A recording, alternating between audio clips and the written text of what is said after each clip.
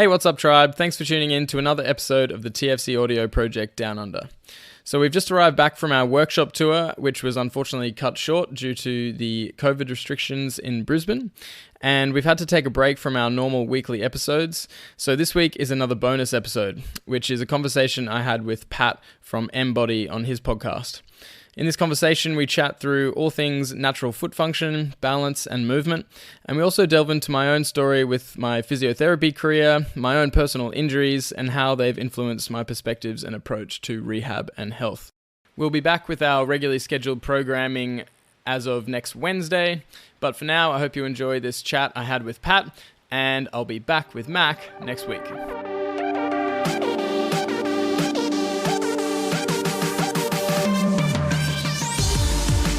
Welcome to the MBody Podcast, where you'll find powerful resources and perspectives for cultivating and experiencing complete human flourishing. This podcast features renowned practitioners in the fields of movement and physical culture, mindfulness, philosophy and spirituality, embodiment, and all things human flourishing. I'm your host, Patrick Keating. Thanks for listening. Alrighty, so on the MBody Podcast today, we have James Dooner from the Foot Collective Australia. James, been good to meet you recently, and thanks for coming on, man. Thanks for having me on, mate. Looking forward to it. Yeah. Also, quick side note, the sound may be a little bit different in this episode, but bear with it. It'll be all good. Let's have a talk about just what you're doing currently, James, like as a really short overview. We'll dig in later, but just, what are you doing currently? Yeah, so short overview is I'm running the Australian division of the Foot Collective. So the TFC is a brand or a company started by Nick St. Louis in Canada. He's a physio over there. And a few years ago, I connected with him and resonated with what he was doing and started the Foot Collective Australia. And so at the moment, then we are basically providing education through like Instagram and podcasts, and then workshops as well. We're finally able to get back into the in-person workshops since COVID sort of stopped everything last year. And also working on a new project called Hacking the System, which we can probably explore a bit more later. But yeah, that's the general gist. TFC Australia and Hacking the System. Cool. Yeah. And we're, for those who are listening, we're in person this time. First podcast in person. I usually go over Zoom, but we're both in Brisbane. We're at James's place in Auckland Flower, which is cool. So yeah, also, let's have a dig into your general history. We may go in terms of training history first, and then we'll go more into kind of work history and how TFC has come about. But in terms of training history, what have you done in the past? What have you been involved in? And how have your ideas about training or about how you move evolved from the very start to now? Mm-hmm. So I guess all throughout my life, I've been very active and I've tried my hands at lots of different sports. And fortunately, that was encouraged and facilitated by my parents. Anything that I wanted to have a crack at, then they would be encouraging of that. And so I did pretty much every sport growing up except the classic Aussie ones like AFL and cricket. They just never really interested me, or rugby. So, but I played a lot of soccer and tennis and did like volleyball and even softball and this and that, and swimming and martial arts, and just had a crack at everything. And so growing up, I was kind of always a bit... not embarrassed, but like, I thought it was a bad thing that I wasn't particularly great at anything. Like I'd see people who were really awesome at soccer or really awesome at this. And I was like, I'm not that good at any of that. Or not that good, but I was quite good at all of it. And now I'm actually quite thankful for that, because I think it taught me that you can learn pretty much any skill if you just have a crack and you're okay with having a beginner's mind and everything.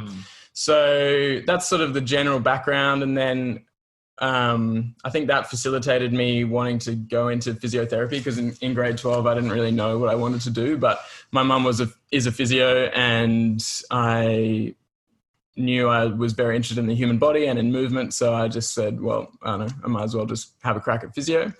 And then throughout physios, it's interesting because you're starting to learn all of these things about the human body and how things can go wrong and how to fix them.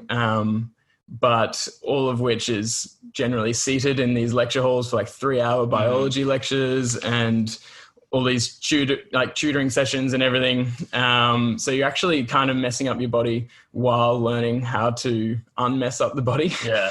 And obviously that dates back to school and everything, like you sit down all day at school. But I started getting into around, I think it was, about first year physio, I started listening to a heap of podcasts and started hearing different perspectives on movement, especially like sort of natural movement and paleo diet and like natural living type concepts. And I think that was around that time that Ido Portal's videos started coming out, and I got very inspired by that. And I thought, this makes so much sense that people need to move in different ways. And I can see how so many people are suffering with these aches and pains and niggles. And a lot of it is down to the fact that they're not practicing movement. They don't have a movement practice.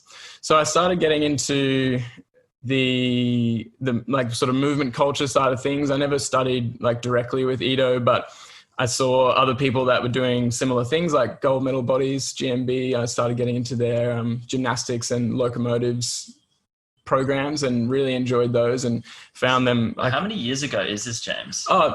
This is from now. So I'm 5 years out of uni, and that was first year. Yeah. So like 8 years ago. Damn.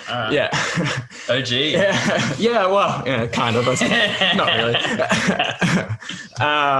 So 8 years ago. It seems like a long time now that you say. I should be further along. I should be a lot better. That's what everyone thinks. Yeah. No. It's all the journey. Yeah, for sure. Started getting into that and really, really enjoyed just the concept of getting down to the ground and moving in these sort of more primal ways, I suppose. And also found that my hips were insanely stiff. And I was like, wow, what's going on? Why are my hips so stiff? And it's like, something clicked. I was like, I'm just sitting way too much. And so started doing a whole heap of work on squats and, the Ido Portal squat challenge, and just started spending a heap of time in a squat and working through these locomotives. And slowly but surely my hips, like everything just started getting more flexible. I didn't really spend much time actually stretching. I just started moving a lot more through these positions, and my mobility got way, way, way better. And so obviously once your strength and mobility gets better, then movement becomes even more enjoyable, and then you're just self-sustaining. So I then explored animal flow, and I've just either heard about these different people through podcasts or from, GMB kind of affiliated with animal flow and things like that. So went through animal flow and like some calisthenics. I think it was, is it convict conditioning? Have you heard of that? It's like I have heard. Yeah. So I did that for a while, and all that sort of more body weight calisthenics strength stuff, which was good. And then started getting into some gym training, like more strength training, with a mate who was a PT. And that's sort of where an injury, my knee pain, I had chronic knee pain started. I don't know if you want to. Maybe I'll skip over that for now, and we can chat about it, because that's an interesting story. Started getting into strength training, and then from there explored CrossFit for a bit. This is sort of when I was just starting. I started my physio career, I suppose, and that was in a very manual therapy focused physio clinic, and started reading a lot more Kelly Starrett and Katie Bowman, and realized more and more that I just got a deeper perspective on movement, and realized how important movement is, or how important movement was for sustaining the results I was getting with manual therapy. And then started getting into the CrossFit realm, and then into more the sort of TFC. After getting into CrossFit, which was related to a career change, then I started getting into the TFC side of things and started balancing on things a lot, pretty much. And now I just do a combination of all the above, pretty much. And some like knees over toes style training, getting into like the real movement and range of strength stuff lately as well. What's we should give the context of the chronic knee injury. What made that come about? In your recollection or your opinion, like what contributed to that, and how did you go about dealing with it and overcoming it? Yeah, so it's a good story because it's an illustration of what not to do. So I pretty much started getting into the strength training, like the gym training side of things. I think it was in my first year as a physio. Started going into that more, like going hard into that basically. And I've always had sort of big, strong legs, sort of naturally, I suppose, strong legs. And so like first few weeks of the gym, I was like, oh, sweet, I can back squat 80 kilos. I can do that for reps. I'll just I'll just do that. And I'll follow it up with a heap of box jumps, and I'll follow that up with, a heap of just plyometric stuff. And it's like, this is great, feeling good. And sort of backstory, I guess, years before in soccer, I'd sprained my right ankle 3 times in 1 year. And that kind of ended my soccer career, just mostly out of frustration. And anyway, that right ankle's dorsiflexion never fully came back the same as the left. And I'd always have like an impingement kind of feeling in it, which was never an issue for the more lighter stuff with locomotives and obviously like the calisthenic stuff. But as soon as I started loading that a lot with heavy squats and plyometrics, then my right knee started to get a niggle. And then at the time, even though I was a physio, I was like, it's just a niggle. I'll sort of just work through it, or maybe take a few more rest days or whatever. And I even, I don't know what I was thinking about. I even started putting like Tiger Balm on the area and just get through the workout and it'll go away kind of thing. And also my mindset at the time was kind of because of the manual therapy clinic I was in, I was like, I'll just figure it out with these treatments. They'll fix it if it becomes a problem. And so I just kept training and started getting worse and worse. And then I ended up leaving my physio job for a sort of role. I was subcontracting with David Johnson, who's a neurosurgeon who runs Functional Movement Training Center and CrossFit Neuro. And so he was obviously really into CrossFit and still is. And I was like, cool, I like the idea of CrossFit training. I want to sort of connect with this guy and get in with him. So I did one of his functional movement courses and then started getting into CrossFit, and that sort of just added, wood to the fire. And obviously high intensity, very high intensity, a lot of plyometric stuff and so on. And so I kind of just kept ignoring it, and it got worse and worse and worse and worse until I really had to start paying attention to it. And I'd be like, oh, actually, I can't do that movement anymore because my knee hurts. And it started to come into my daily life, started interfering with even just getting up and down off the ground. Well, not interfering, but I'd notice it. I'd be like, oh, that knee hurts every time I squat now.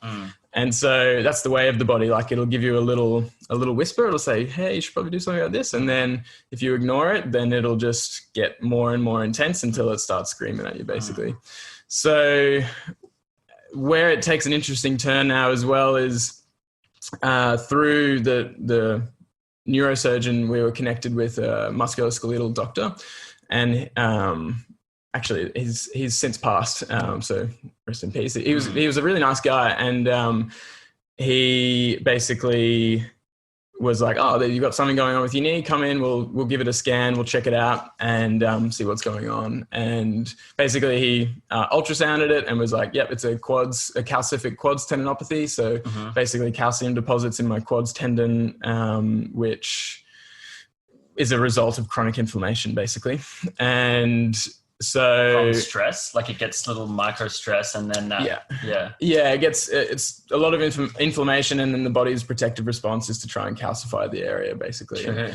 And the whole area was obviously very sensitized, and from there, on the spot, actually, he goes, well, what we can do is fenestrate it and inject it with cortisol. And what's fenestrate? So fenestrate is where they puncture it with a needle. So they get in there and like, basically it just felt like he was just working his way in through the tendon with a needle, which was probably one of the most painful experiences of my life. It was really intense, and I kind of didn't expect it to be that intense. But the idea of that is it promotes blood flow, because tendons don't get as like much blood flow. Acupuncture kind of pretty thing. much, yeah. Just really digging in. Yes, exactly. Yeah. And then that promotes like a fresh inflammatory response, I suppose, to promote healing, but also injected it with cortisol. And so what happened then was like, wow, that was really painful. Knee hurt the worst it ever has for a couple of days, and then it stopped hurting. I was like, cool. Like, this is a good chance I can do some rehab and maybe I can get my knee back. Like, epic. This is great. And the interesting thing is, without the symptoms, then you start getting a bit more complacent. You're like, oh, cool, I can go down to the park and run around now, or like, throw a frisbee or do something that I couldn't do before. So I'd be doing that, and then my left knee starts hurting. Exact same pain, exact same spot, except in my left now. Really? Yeah. Hectic. Yeah, it's really interesting. And so... And I think to myself, I'm like, okay, something else is going on here. And based off my experience in the manual therapy job, the connections in the body are like, pain isn't always, in fact, most of the time it's not an actual result of like the calcific tendinopathy. It's a result of everything going in your body and a protective response of the brain. And obviously that's the pain science going on. And there's, psychosocial factors as well. So I was like, true, I can't just inject it and expect, nothing else to happen. So then out of interest, I was like, I'm interested to see what's going on with the knee, with the left knee. So I went in to the same doctor, and he ultrasounds and goes, yep, this one's got calcific tendinopathy as well. And then, so I'm like, well, that was just sitting dormant there for like the last few years, 0 symptoms. Like up until then I could pistol squat and full depth pistol squat, everything on that knee, 0 symptoms. As soon as I inject this right knee, then the left knee starts hurting. That's so weird. Eh? Yeah. And so I'm like, right, that's interesting. And he goes, well, we can inject this one too if you want. And he did the last one for free. And so I was like, all right, might as well. Yeah. I mean, sure, let's go for it. And then, so he did that, and then the knees hurt. The left knee hurt, worst it ever has, and then settled down. And then I was like, all right, cool. Now is my chance to like do some proper rehab. And he was all on that train. He was like, it's your job now to do the rehab properly. It's, it's like we do the injection, but it's not about the injection that just gives you a window. And I'm like, yeah, cool. I know this. I'm a physio. I can do it. So I started to do my own rehab, because I was like, cool, I know what to do. And, I thought I knew what to do. And I think I knew like a good chunk, but what I couldn't do was look at my own movement patterns and see where I was going wrong, to sort of stress certain areas in the wrong ways. I didn't know how I was breathing. I didn't know how my core was activating. And so tried to do my own rehab. I also wasn't accountable to anyone except myself. So going through the motions, and then eventually I was like, the knees are feeling pretty good. I could probably do this light CrossFit workout with skipping. Like, I just won't do any deep knee flexion. I'll just, keep it sort of keep the knees straight and everything. Did one CrossFit workout, and like they blew up. The knees just blew up from 0 pain to like heaps. Like, I was struggling to walk for a few days. And then it was actually around that time that I was looking into the TFC side of things, and was like, I might be thinking about making a transition here. And I kind of wanted to get out of the CrossFit scene anyway, not because CrossFit is bad, but just because it kept flaring up my knees, and I was kind of just frustrated by it. And so there's more to that story as well. But from there, I started getting into the TFC stuff. And also because I was because my knees were so shot, I started getting a lot into hand balancing, which was great. A great sort of just avenue to go down it while I couldn't use my knees. And then from there, I met, as I was making the transition to TFC, then I coincidentally met Kelly Mann, who's an exercise physiologist. She was, at the time, she was working up at Northgate, but she's in the Valley now. And she was like, oh, dude, tendons are my thing. Like, come in and see me. I was like, oh, cool. Because at the time, I didn't actually have anyone, even though I was connected in the industry, I suppose, I didn't have anyone that I was like, I would really trust that person to do my rehab. So that made all the difference. Like, it was still a long slog, but she had a look at how I was moving, changed the way I was breathing, changed the way I was activating my core. And then also just programmed it for me and just took all the guesswork out of it and just said, do this, this, and this. And I went and saw her every week. And then that made all the difference. I started experiencing actual change in my knee pain, and obviously started feeling a lot stronger. I was doing a lot of tempo work, a lot of quad dominant, knees over toes, tempo work kind of stuff. And yeah, it was an up and down process. It wasn't linear. Like, no rehab is really linear. You still sort of go up and down and squiggly for a bit. But through that, I learned a heap about my body, and I think I became a better physio as well. And now I can do pretty much anything with my knees that I want. But I will notice that if I don't keep up some good training of the knees, then they'll start to hurt, and I'll be like, okay, true, I haven't been doing my, I guess it's prehab now. But yeah, that's pretty much the story with the knees. What do you think, like, what's your hypothesis on why the knees will hurt again if you don't, like, train them? Yeah. Is the initial cause still there, is what I'm saying? I would say the calcification is still there. So tendinopathies, they found that once it's a chronic degenerative tendinopathy, then those structural changes tend to stay there. And it's the whole concept with tendinopathies is treat the donut, not the hole. So it's treat everything surrounding the tendon, and the tendon can obviously get desensitized. A lot of it's down to sensitization and how your brain, like, if you've had a chronic injury or even a really bad acute injury, your brain's more protective of that area anyway. So any lapse in strength or any lapse of conditioning is more likely to bring on that protective response of pain. So it's partly structural, partly there's still probably some degeneration in there, and partly a sensitization thing, I think. Is the hypothesis. Yeah, true. And when you were getting into the knees over toes stuff, what kind of things would that look like? It was a whole heap of like weighted decline squats with slow tempo up and down. Decline as in heels elevated? Yeah, heels elevated. Yep. And up until then, like, I'd been doing definitely far less of that stuff than I should have been, because the narrative with the CrossFit is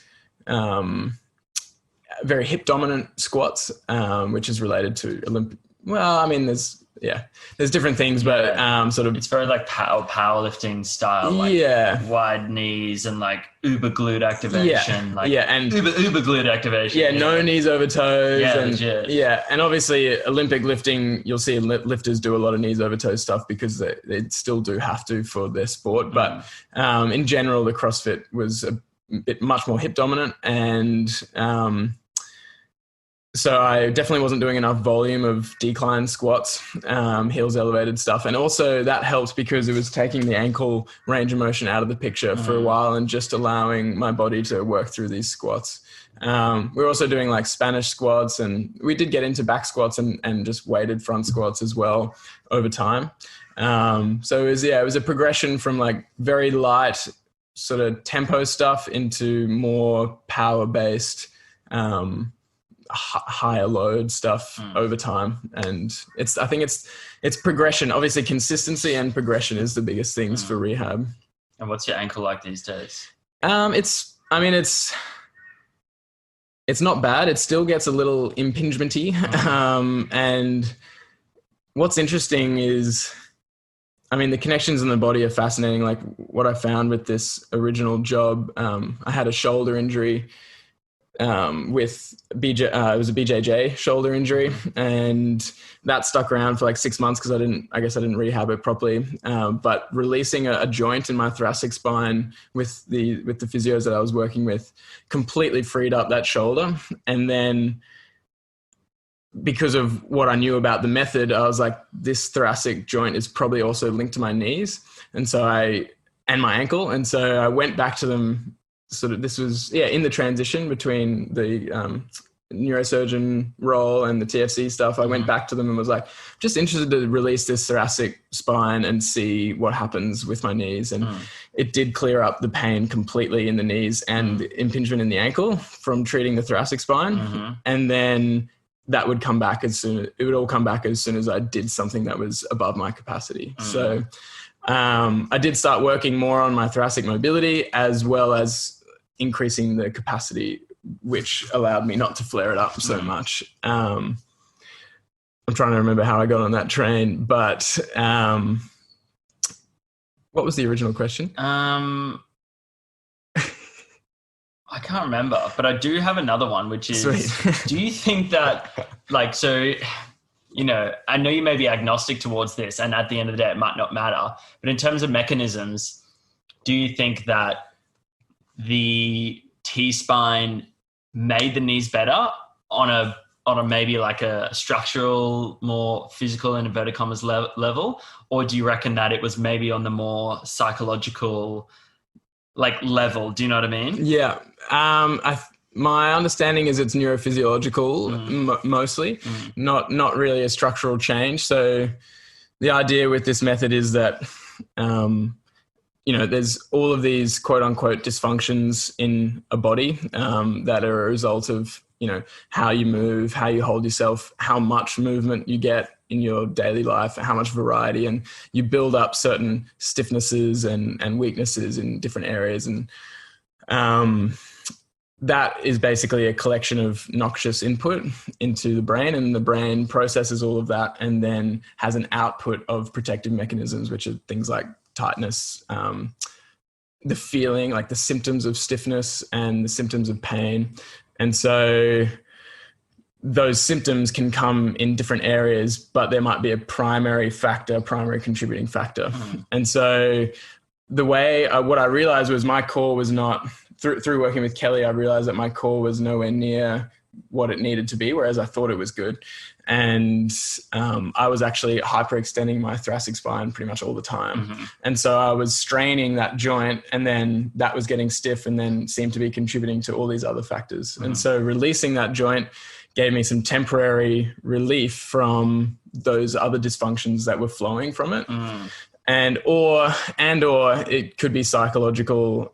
Definitely, there's always psychosocial factors going on. And it could be that because this treatment worked so well for my shoulder, I had this belief that it would work for my knees as well. And sure enough, it did. But yeah, that's sort of where I was getting on to, is like manual therapy or any symptomatic treatment really just does only provide you a window of time to improve your capacity. And the problem with it is if you relieve the symptoms enough that you no longer care about improving your capacity, and then you just end up in that cycle.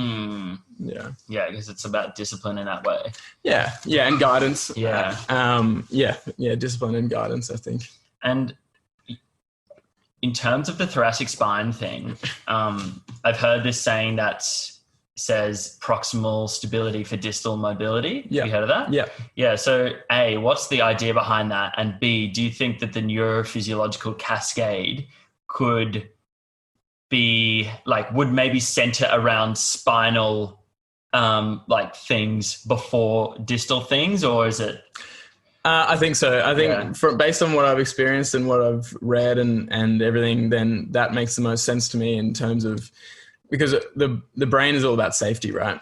And so if it feels stable and safe, quote unquote safe, proximally in the core and through the pelvis and the hips, then it's much more likely to allow movement at the distal joints because everything upstream is good, basically. And so I think there's also, obviously there's also something to be said for the way the foot interacts with the ground and the ground reaction forces and how that then translates through the rest of the body as well. But I like the concept of, in to out, so proximal to distal, and then ground up. But I do really think there's a lot to that, because obviously the spine is so important and it encases the nervous system and is it's your core.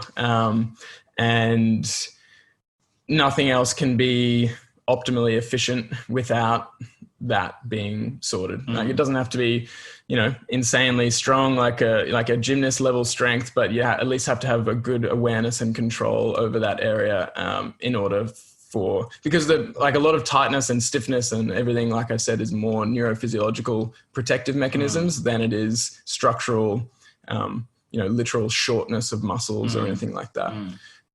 Yeah. I want to talk about core and how you think of that, but also because that's a bit of a semi-trendy topic within the movement culture versus traditional fitness kind of things.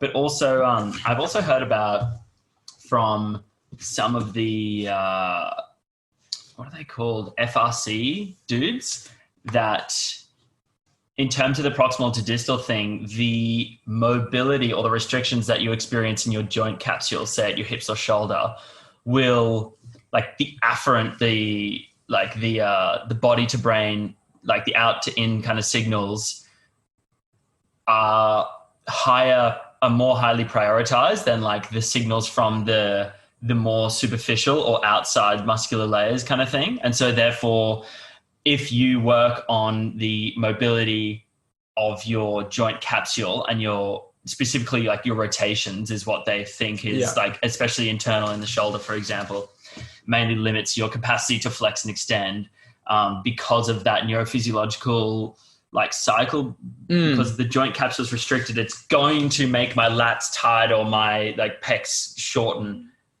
in that way without them actually being like structurally hardware kind of shorter. I haven't delved very deep into the FRC stuff, but a lot of people in the TFC community are into it, and so I can really only speak based off what I know and also just what I think about that whole concept. But it does make sense that if you're, I guess to put it into context, is that no modern human really moves naturally anymore. So our joints and our DNA on that deep level expects a very high quantity, quality, and variety of movement every day. And we are very largely sedentary as a culture, basically. So no one is moving their body as much as they should, really, including you and me, just like because we don't have to move for our food and we don't have to move for our survival. It's all just done for us. And so over time, through sitting in chairs and not climbing things and not throwing things or very infrequently, then our joint capsules will develop stiffness because they're just not being moved. So there's, the SAID principle, if you're not exposing your body to a demand, then it's going to adapt to that lack of demand, basically. Or if you do impose a demand, then it'll adapt to that. So what I understand from FRC and what I've heard from Ospina, Andrea Ospina, he talks about having first restoring human movement. So most people's shoulders are just so, to use your example, are just so tight and locked up, especially through rotation, because they just don't move it in those in that rotational capacity. Then the brain then is getting all that afferent input going, oh, it's stiff, I don't feel comfortable in these ranges of motion, and so it's going to restrict that. Whereas then you just gradually expose it to the range of motion. And they also have a concept of irradiation where you're basically providing muscular load and muscular tension through those ranges of motion. Then it would change some structural things. It has to change something structurally over time. But two, it has that neurophysiological effect where the brain feels safer in that range of motion and then therefore allows more movement throughout the whole shoulder. Like it's just like, cool, the shoulder is strong and stable, and I'm allowing the mobility now. And let's one other thing that we were going to talk about is the core, and then we'll get into some TFC related kind of things. When you talk about core, what do you mean? And like, you know, for people listening who might not know much about the core, like how would you explain to them what it is, what it looks like to train it or have a strong core? Okay. Well, yeah, I like to think of the core in the sense of like the canister analogy, where it's the combination of frontal abdominals, like the back, the multifidus rectus spinae, and diaphragm and pelvic floor, basically. So it's the 4 walls like that, and obviously the obliques will come into it. But it's that wall of muscle around that, and having control, I guess, coordination between all those muscles that can put your spine in optimal alignment, or can control the movement of your spine outside of, I'm going to use optimal in air quotes here, but I guess like neutral spine, where there's least pressures throughout the spine. Obviously you need to be able to move outside of neutral, and you do in your daily life anyway, but the core is basically how you control that trunk and that spinal movement. It's allowing you to go out of neutral and also bringing it back into neutral when you want to be. I think that's the biggest thing that, like, when I was doing the CrossFit kind of stuff, it was like out of neutral is bad, neutral is good. Whereas I feel like it's a lot more about how controlled is it, and obviously how much have you actually exposed your body to outside of neutral. Yeah. So that would be my definition of the core. And I think a lot of people focus just so much on abs, whereas I think it's a lot more about breathing and intra-abdominal pressure than it is about strength, which just comes back down to coordination, really. More kind of like a little bit more on the software side than because that's an interesting kind of like distinction that I've heard Nick make from TFC in Ottawa, and I thought that was really helpful. And we might get into that, might kind of like color this next bit of the conversation, which is more about the foot stuff. So like, why should people care about the foot? Why should they care about the health and the function of their feet? Yeah, it's a good question. So the feet obviously are our foundation. Like, we're bipedal animals. So the majority of us spend our movement on our feet, on our 2 feet, unless it's swimming or climbing, I guess. But the feet are pretty much integrated with everything that we do. And, getting from A to B is generally done by walking, unless you're driving. But, you want to be able to walk and use your feet for whatever that you want to be able to use them for. And feet these days are essentially under attack by the modern lifestyle. In one sense, it's just general sedentarism, where they're just not being used. Like, if you're driving or sitting all the time, then you're just not using your feet. And then 2 is sort of more local sedentarism, where feet get shoved into non-foot shaped shoes, so tight, rigid, narrow, pointed, heeled shoes that aren't foot shaped and have no relevance to the function of the foot. They're all mostly about fashion, and the feet they're just not, because they're in that environment most of the time, they're just not being used the way they naturally would, and results in stiffness, weakness, and often pain as well. But for some reason, the traditional narrative is just that feet are fragile. You got to support them. You got to take care of them. You got to, if they're feeling sore, then you just got to put more support in. We got to make sure you've got, 5 inches of foam between you and the ground. And it just doesn't make any sense in terms of natural foot function. And so given that the feet are sort of under constant attack from those outside forces, then it's very important to bring awareness to the fact that you don't have to go down that path. You can choose to restore natural foot function through the right behaviors, basically. So, I guess why should people care about their feet? You want to have good foot function long term. You'll really notice if you have, say, plantar fasciitis or some kind of foot pain, because every time you get up and walk, you'll be like, oh, that's right, my foot. Like, it's involved in everything. It's like back pain, kind of. Like if you're doing something, if you've got back pain, you'll notice it in pretty much everything you do, and similarly with feet. And a lot of people are just stuck in this cycle of foot pain and symptomatic treatments that aren't actually resolving the root cause. And what is it about modern footwear that you're talking about? What actually happens in the foot as a result to walking in or being in modern footwear all the time? And what happens, like what would then happen to your foot if you started to transition into more minimalist shoes, barefoot shoes, and walking and living barefoot? Yeah. Well, yeah. So the feet, the two primary functions of the feet are as sensors and like movement, basically. So from the sensation point of view, I mean, you hear different stats. Like some people say 7,000 nerve endings in each foot. Some people say 200,000. I'm going with the 200,000 number, but it's basically it's very sensitive area. It's similar to the hands and the tongue and face in terms of that, like the sensory homunculus. Like feet are very overrepresented in the brain because they're such important sensors, because they're taking information from the ground and passing it to your brain so that your brain can have like an intelligent or an effective output as a result of that information. So sensation and then movement. So there's 26 bones, 33 joints, and 4 layers of muscle in each foot. So it's a whole heap of hardware. And the only reason for a joint to exist in the body is for movement. If you didn't need movement, then there wouldn't be a joint.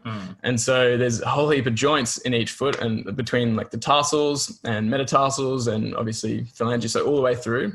And they need movement just as much as like your elbow needs movement, but it's just smaller scale. And the way the foot gets that movement is through interacting with the ground and with uneven terrain as well. So rocks, logs, sticks, things that, hills, like all of these things change the way your foot adapts to the ground, and therefore the accessory movements of those joints. And what modern footwear does is disrupt both of those functions. So we'll start with we'll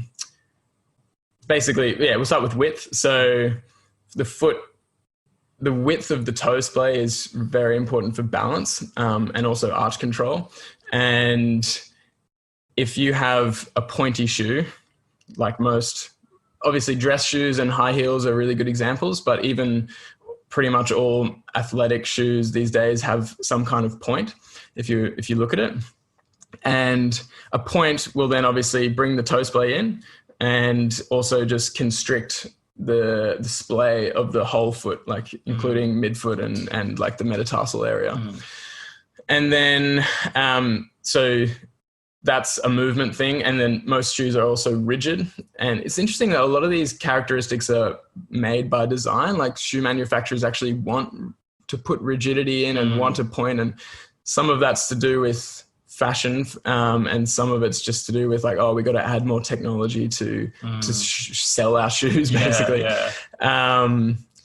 So, and Ito has that quote where it's like high-tech shoes, low-tech feet, and vice versa, low-tech shoes, high-tech feet. But so rigid and narrow, that's affecting the movement. So you're not getting anywhere near as much movement in your foot.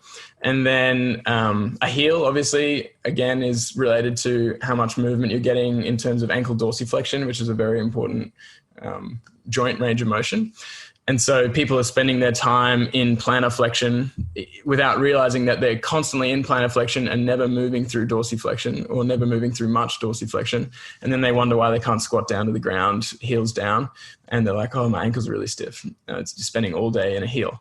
And that includes athletic shoes with a drop. And then the other huge thing is just the cushioning component, or having that distance between your foot and the ground disrupts the sensory information that's going through your foot. So you can't actually have the appropriate motor or movement outputs because you're not getting the right input.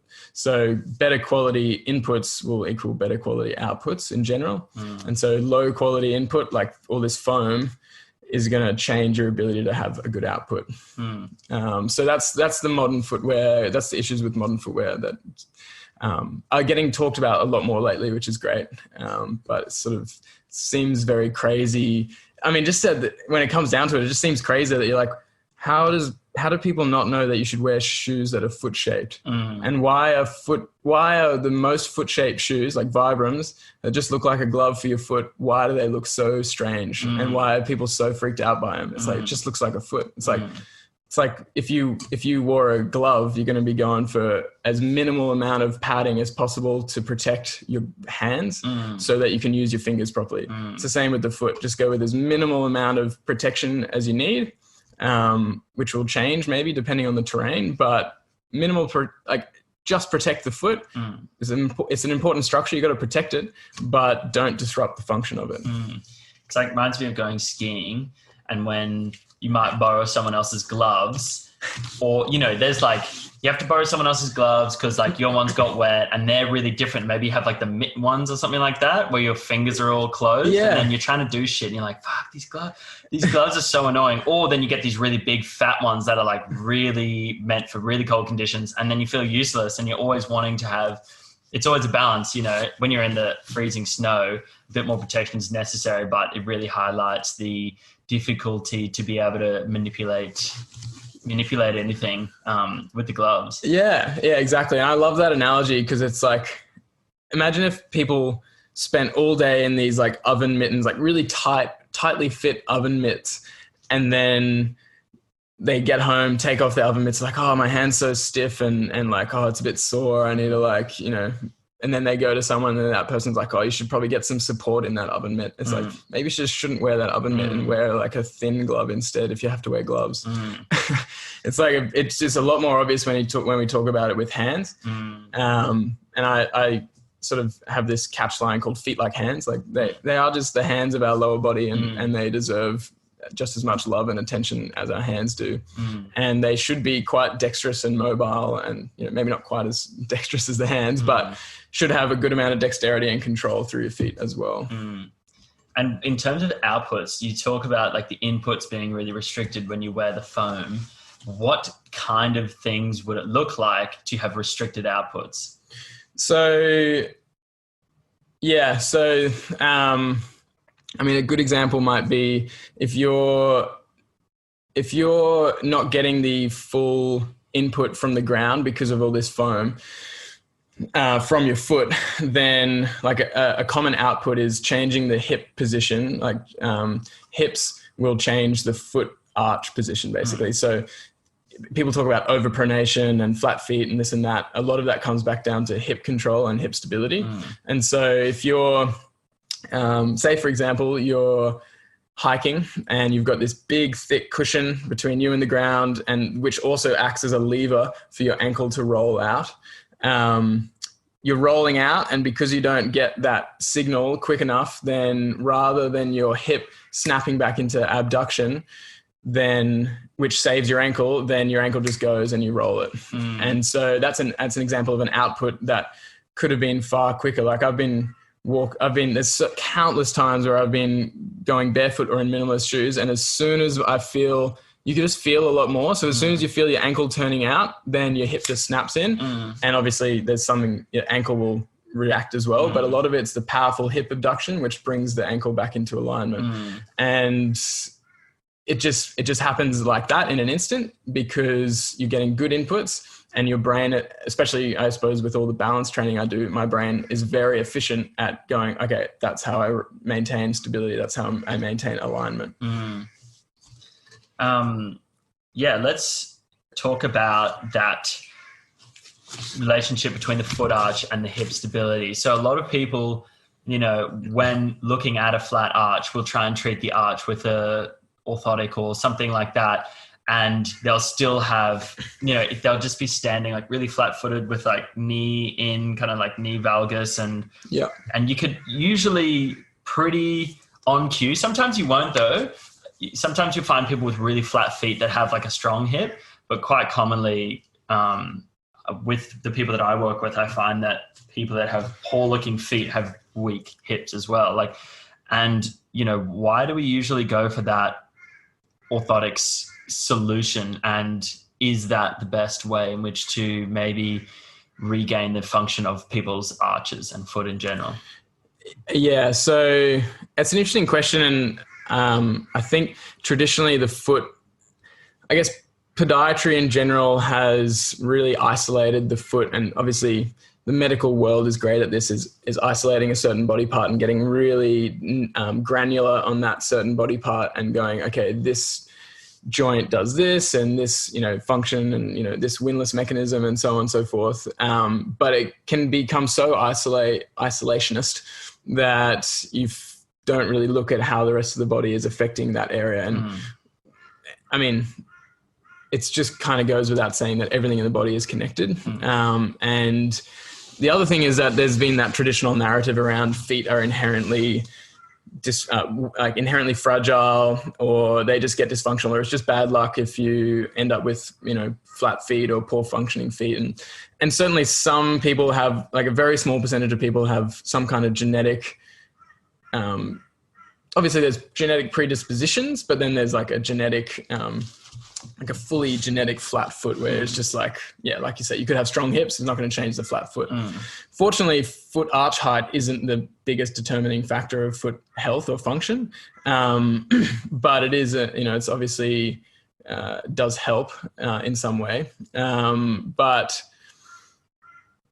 once you look at the body in terms of that interconnectedness and interdependence, then you can go, all right, well, yes, there's certain factors in the foot, like ligament laxity or first ray alignment and things like that, that will affect the function of the arch.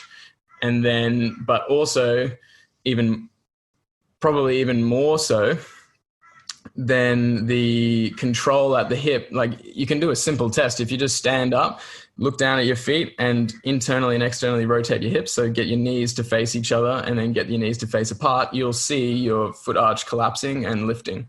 And so it's very easy to see that the hip will affect the foot.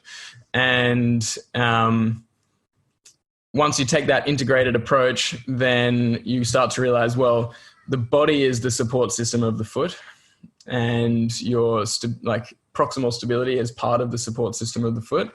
And obviously environmental factors like footwear around the foot will make a big difference as well. And so there's actually a new, like Andy Bryant, who's our podiatrist in Melbourne, who's been part of TFC pretty much since I have been. Him and Nick are working on starting Is he Melbourne Soft Tissue Therapy? No, that's Mick. He's another foot nerd. So Andy is just on Instagram. He's just Andy Bryant _podiatrist, I think. But really great resource of information. And since sort of understanding the TFC approach, I think he's prescribed like maybe 2 or 3 pairs of orthotics because they are relevant in certain situations, and especially as like, I guess, a stopgap measure it's like a brace basically, or a crutch. It helps you get you through your day while some tissues are desensitizing, and you can alter some loading patterns to certain tissues, which can be helpful, but it's always with the mindset of getting out of them as quickly as is feasible, as quickly as your body can tolerate, and having an exit plan. So Andy's starting what's called a Society of Natural Podiatry, which is basically their full focus or goal is to restore the natural function of the foot rather than sort of, I guess, covering up the symptoms with orthotics. Because the more support you give your body, the weaker it gets and the more it needs that support. So people are in this cycle of getting prescribed an orthotic, then their foot is even less able to tolerate the demands of their day without the orthotic. And then, then they have to end up wearing their orthotic all the time, and they can't walk barefoot on the beach. They get told never to ever go barefoot because it's probably going to hurt. And then they get this fear or this like stigma around barefoot, and what they really need is just a progressive plan to strengthen and mobilize the feet and restore that natural function. And when you guys do lots of stuff with beam, you do a lot of stuff with hacky sacks and whatnot. Where would people give us the kind of trajectory in terms of like foot nutrition that someone with really weak feet who's been in orthotics for 20 years might start at? And then, where does it kind of progress to in terms of like inputs for foot nutrition? Yeah, cool. So we talk a lot about the simplest thing you can do for feet is just to switch to natural footwear or to spend as much time barefoot as possible. And the caveat there is if you've been in supportive shoes and orthotics for 20 years, then that's like you've been sitting on the couch for 20 years and you're going to have to take a sort of gradual approach to exposing yourself to that new load. So if you switch to barefoot and natural footwear, it's a much higher demand on your feet. So if they're not ready for it, then it's like going from the couch to lifting 100 kilos, the first day, you're going to end up pretty sore and you might injure yourself. So there is that caveat, but basically the biggest and most important thing is to change the environment of your foot, which will make the biggest difference to health and to the foot health. And a lot of people will get really great results just from doing that. But it obviously can help to either quicken the transition or sort of decrease the amount of discomfort you're getting by adding in some extra challenges to the foot. So I generally start with, the one thing is toe spreading. So getting the toe splay back. So we sell these little silicone toe spreaders, which we call wild toes. So that can help re-splay the foot after being, in narrow shoes for a long time. We sell these Cork mobility balls, but yeah, just any kind of mobility ball where you can actually roll the tissues out on the bottom of your foot. And I like to think of that just as a supplement for the deep pressures that we would experience in nature. So the feet are really like the only part of my body that I roll out now because that's actually, they would be experiencing that in nature pretty much, every day is some kind of deep pressure. And if you go for like a barefoot hike or a creek rock hop or something like that, which I try to do a fair bit, then you really notice the importance of being able to tolerate deep pressure through your feet. Because you get poked in the arch and you're like, oh, yeah. So you don't want to be, your feet don't want to be so sensitive that you step on something and you have to change your whole movement pattern because that arch is too sensitive. It's like, no, your arch should just be able to tolerate your full body weight on it like that. It's just what feet should be like. So I'd start there, spreading and rolling out the feet, and then working on some balance, like just flat ground balance stuff, because that's how you integrate the hip stability with the arch control. And, I've got a bunch of, all of this stuff is in actually videos on my website, which I'm sure we can link. But that would be starting to work on, just the stability of that foot ankle complex and how that integrates with the hip. And the important thing there is not just standing on one leg and just, standing on one leg. That's boring. You want to be challenging the body to move in different directions while stabilizing on one leg. So a great place to start is like a clock face drill, which is also like a star excursion concept, which is like a well-researched outcome measure. But yeah, clock face drill. And then I'd be starting to get into like things like beam work or more like plyometric or like full range strength training, because it's not only foot specific stuff, but working on squats and hinges and, functional movements and sort of ground movements. Like even just sitting here on the ground, we're changing positions a lot. My ankle's going to dorsiflexion and plantar flexion on the other side. And, just exposing it into those more like non-exercise movement as well is going to be a big part of it. And in terms of the foot and hip integration stuff with balance, I think like balance in terms of, because you go through the traditional components of fitness, it's like strength and then like flexibility and speed and power and coordination. And balance, I feel like it's kind of like a lot of people might look at that, I feel like, and think, it's kind of not the most important one. Like you would definitely want strength and power before that because it's very sport kind of orientated. And the balance seems like really not a low-hanging fruit, and it's just something that you can really pass off to the side. What kind of things do you get out of balance work, along with speaking a bit more to the integration between the hip and foot as well? Yeah, so I kind of just look at it like efficiency, really. So you can say balance or you can say stability, but either way, it provides.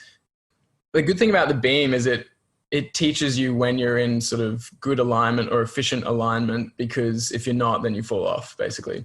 So the beam work is basically, or beam work or beam play, it's a play-based way of exploring a lot of different positions with your body, which those are the exact kind of positions that you'd get into in a sporting match and of something, depending on what it is, obviously.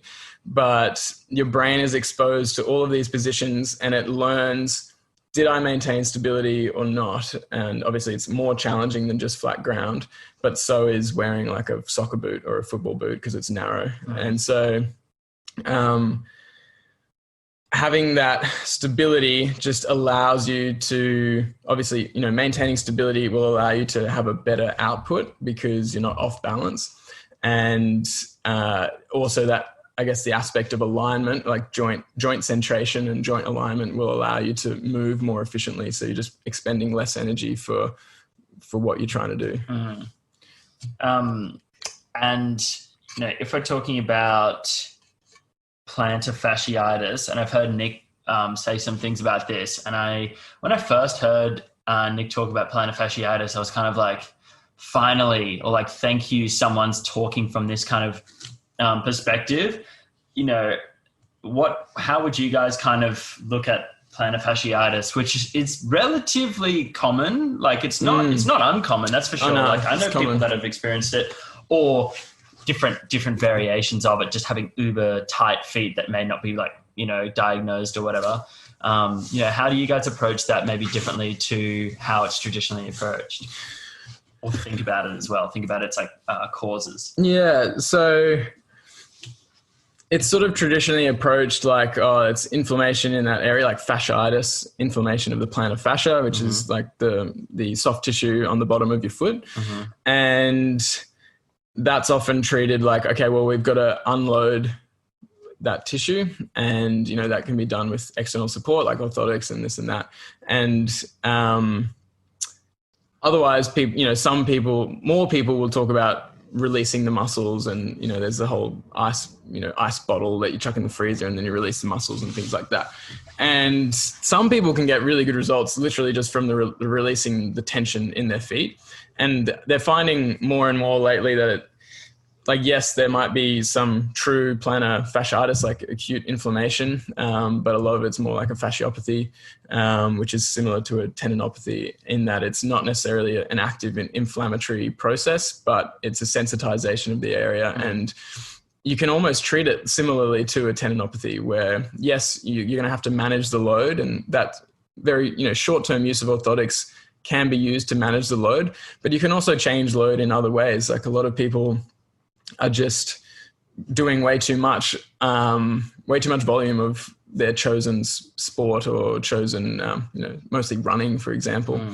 And they're doing it in shoes that disrupt the function of their foot. And so their foot is weaker and weaker and stiffer while also getting more and more load on them. Or like a good example would be like someone who starts a boot camp and starts running out of nowhere. So a lot of it's to do with load management, and then the rest is just down to restoring natural foot function, restoring ankle mobility, restoring strength through the foot ankle complex, restoring actual like the balance stuff with the foot hip connection stuff with balance is a really good isometric challenge for the plantar muscles and the fascia. And then starting to work through deeper ranges of motion of like big toe extension and all of that, then vast majority of cases can be resolved, like properly resolved through just restoring natural foot function. Yeah. And about the Big Ray, the Big Ray, Big Ray, the first Ray. I've heard people talk about that and the fact that you should like try and press your big toe into the ground when you're doing things and this kind of stuff. And I've also experimented with peeling the toes completely off the ground when balancing and when doing different movements and experimenting, feeling what happens in the hip.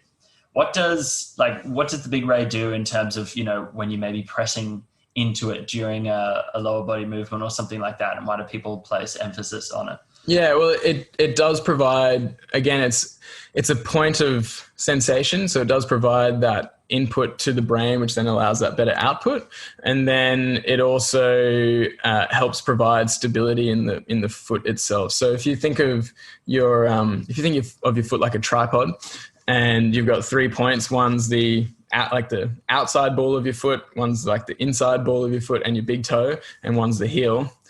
If you kick one of those legs of the tripod out, collapses, it just falls down. And so regardless of what's going on upstream, really. So again, with that same test that we did for the hip and arch control, where you turn your knees in and out, you can also try purposely pushing your big toe in and noticing how much more your foot collapses when you do the internal rotation of the hip. So this is where that becomes really important in terms of the width of your shoes. So if your shoes are pushing your big toes in, then you're immediately compromising your stability in the foot itself. And then if you go barefoot or have wide shoes and can actively push into the ground and have that sort of proper alignment, like a straight first ray, then you're just much better able to maintain stability in the foot and much better able to have good outputs for the rest of your body because it's getting that sensation. And how long does it take people to transfer from, wearing normal shoes to wearing more kind of barefoot shoes? I saw something on your Instagram that was saying up to 12 months before like long barefoot runs and things like that. Yeah, it's hard to say really because everyone's going to be so different based on their history with shoes and orthotics and movement in general. So you can't really give a specific number, but in general, I would say it's quicker than people think. But it's also good to go conservative, especially if you get into like barefoot running and things like that. Your body does need time to build up to that, and it's an intelligent way to approach any training. Really, is treat the movement like a skill. Really understand what components are involved in that skill. So running is a skill. It's not just an activity that you can just go and do. Well, originally it should have been, but we're so compromised. Our movement is so compromised these days that most people will benefit from coaching and guidance around running form. But also you can achieve a much more natural running form simply by getting your shoes off, because as soon as you get your shoes off, you're not going to be overstriding really, and you're not going to be heel striking because that just sucks. It just hurts, and it doesn't feel good to do. Whereas running on your midfoot and not overstriding feels way better and feels more efficient. So it's so I would say, definitely a longer transition to higher load barefoot activities, but it is often a lot less time than people think, and feet can adapt because they're built for this stuff. Like they can adapt surprisingly quickly if you are consistent with the inputs you give them. In terms of like, obviously there's a lot of like soft tissue adaptation that needs to go on, and like elasticity and tolerance to the speed of loads and stuff. Like if you go into, say, if you aim to be able to barefoot sprint on concrete, like for example, it's much different loads than jogging in joggers. Yeah. Are there things that facilitate the adaptation of the soft tissues that you've come across? Maybe things like dietary or lifestyle factors or things like that? Yeah, it's a good question. I think, I mean, in any conversation about health or adaptation, you're going to have to talk about nutrition and sleep. So if you're simply not getting the nutrients that you need in your food, like enough protein or, obviously the most essential ones, protein, and then there's stuff like collagen that's really important for connective tissue. If you're just not getting those building blocks, then you're going to have a much harder time recovering and adapting. And similarly with sleep, sleep is just huge for recovery in every aspect and adaptation. So if you're getting 4 hours sleep a night and you're trying to make changes to your movement and everything, then you're going to be one step forward, one step back pretty much, or you're probably going to end up hurting for a number of different reasons. And so I think definitely that makes a big difference. But as long as you've got sort of your bases of your nutritional stuff covered and you're not eating heaps of inflammatory foods and you're sleeping good quality, decent quality, 7 or 8 hours a night. The biggest thing with sleep, I think, to know whether you're sleeping well is if you wake up easily with even if it's with an alarm, if you don't feel like you need to hit the snooze and you just wake up pretty fresh, that's how you know you've slept well. So people get into all this sleep tracking stuff, which can be valuable, but really, are you waking up fresh and ready to go or not? And that's how you know. Yeah, it's crazy because, I've heard a lot of research and all of the tips and tricks and blah, blah, blah about sleep and whatnot. And it's crazy because and I don't know whether, because I'm maybe I'm a night owl as opposed to a morning kind of person or whatever. But I find it really hard to wake up and get up. And my girlfriend, for example, opens her eyes and is like ready to just do stuff. And it takes me so long to actually get going. And yeah, it's funny that you say that because if that's a measure of, because I feel like my sleep quality is really good. Yeah, right. But I don't know. It's weird. Hey, I feel like I am just rooted when I wake up, dude. It's so cooked. Yeah, I mean, I'm fine. Like once I get going, but yeah, right. Is it are you a caffeine dude? Are you like not really. Yeah. I try and not drink too much coffee. But yeah, here and there, but definitely I'd reckon I'd probably drink 1 to 2 coffees a week. Oh, really? Okay. Yeah. So, I mean, I'm not the sleep expert, but I do know I'll notice if I have like too many coffees and my maximum is usually 1 and sometimes I'll dabble with 2, but I'll also notice if I have 2, then the next morning I'm more gritty and I'm like more likely to sleep in. There is another whole aspect of it, which is like, your circadian type, the night owl versus early morning and so on, which will make a difference. But otherwise, there might be something nutritionally or from a movement perspective that you're not recovering enough from. But yeah, it's interesting stuff to troubleshoot. But it's feedback really from your body going, something might need to change. It's an ongoing thing because I do remember when one time I was road tripping by myself in my car and I'd just kind of go to bed maybe like 9:30 after dinner and sleep. And obviously I'd had no curtains on my car. And then I'd wake up almost like clockwork, like 20, 25 minutes before sunrise. So at first light and feeling so good. I'd always think back to it like it was the best I was feeling ever that I've ever lived through. And it's so hard to pinpoint because there were so many things. Like I was surfing for like 6 hours a day, spending so much time in the sun, having consistent bed cycles, having morning light, being exposed to it being dark when it was and light when it was. And there was so many different things going into it and also psychologically feeling incredibly free and chilled. And so, yeah, it's definitely an ongoing, thing for me to think about. Yeah, that's the thing. There's so many factors that'll come into sleep quality, and you can really only just do your best to troubleshoot and figure out but it's good not to get like to obviously beat yourself up if you're like, this is it's like I'm not waking up as good as I could be. It's it's a trial and error thing really, I guess. And I've found like if I eat too late, that'll affect. If I eat too close to bed, that'll affect it. And obviously like having alcohol will affect it and all of those classic things. But it can be frustrating when you can't figure it out. Like if you have tried a bunch of things and you can't figure it out, it's like, what do you want, buddy? Tell me explicitly. Yeah, like, shit. I know. We're sitting on the ground now, and as you said, we're moving between different positions. And I think you've referred to this as kind of ground culture. Yeah.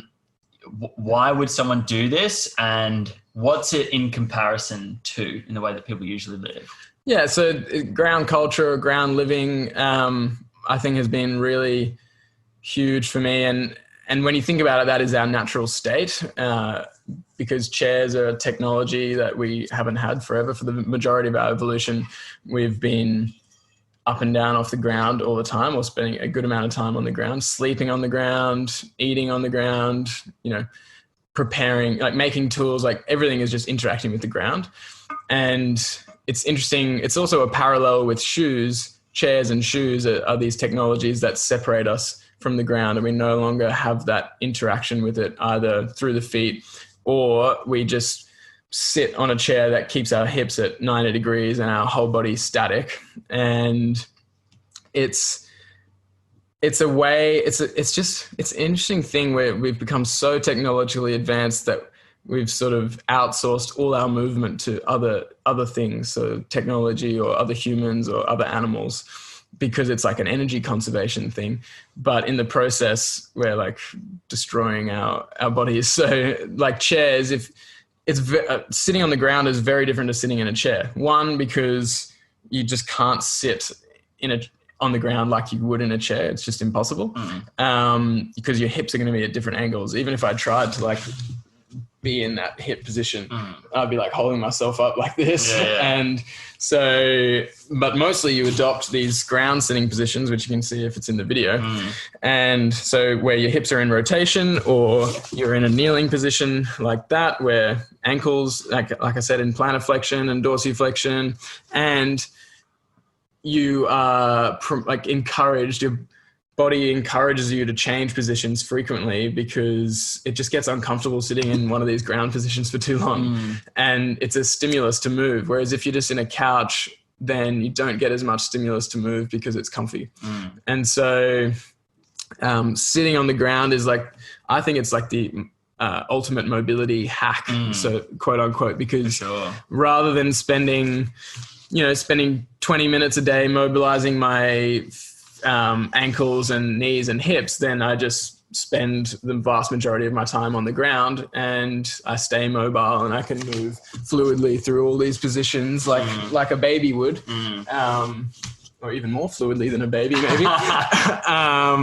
And it takes no extra work. It's just that's just how I live. And we have these little tables that Nick's made, these tables, which I'm thinking of getting made in Australia as well.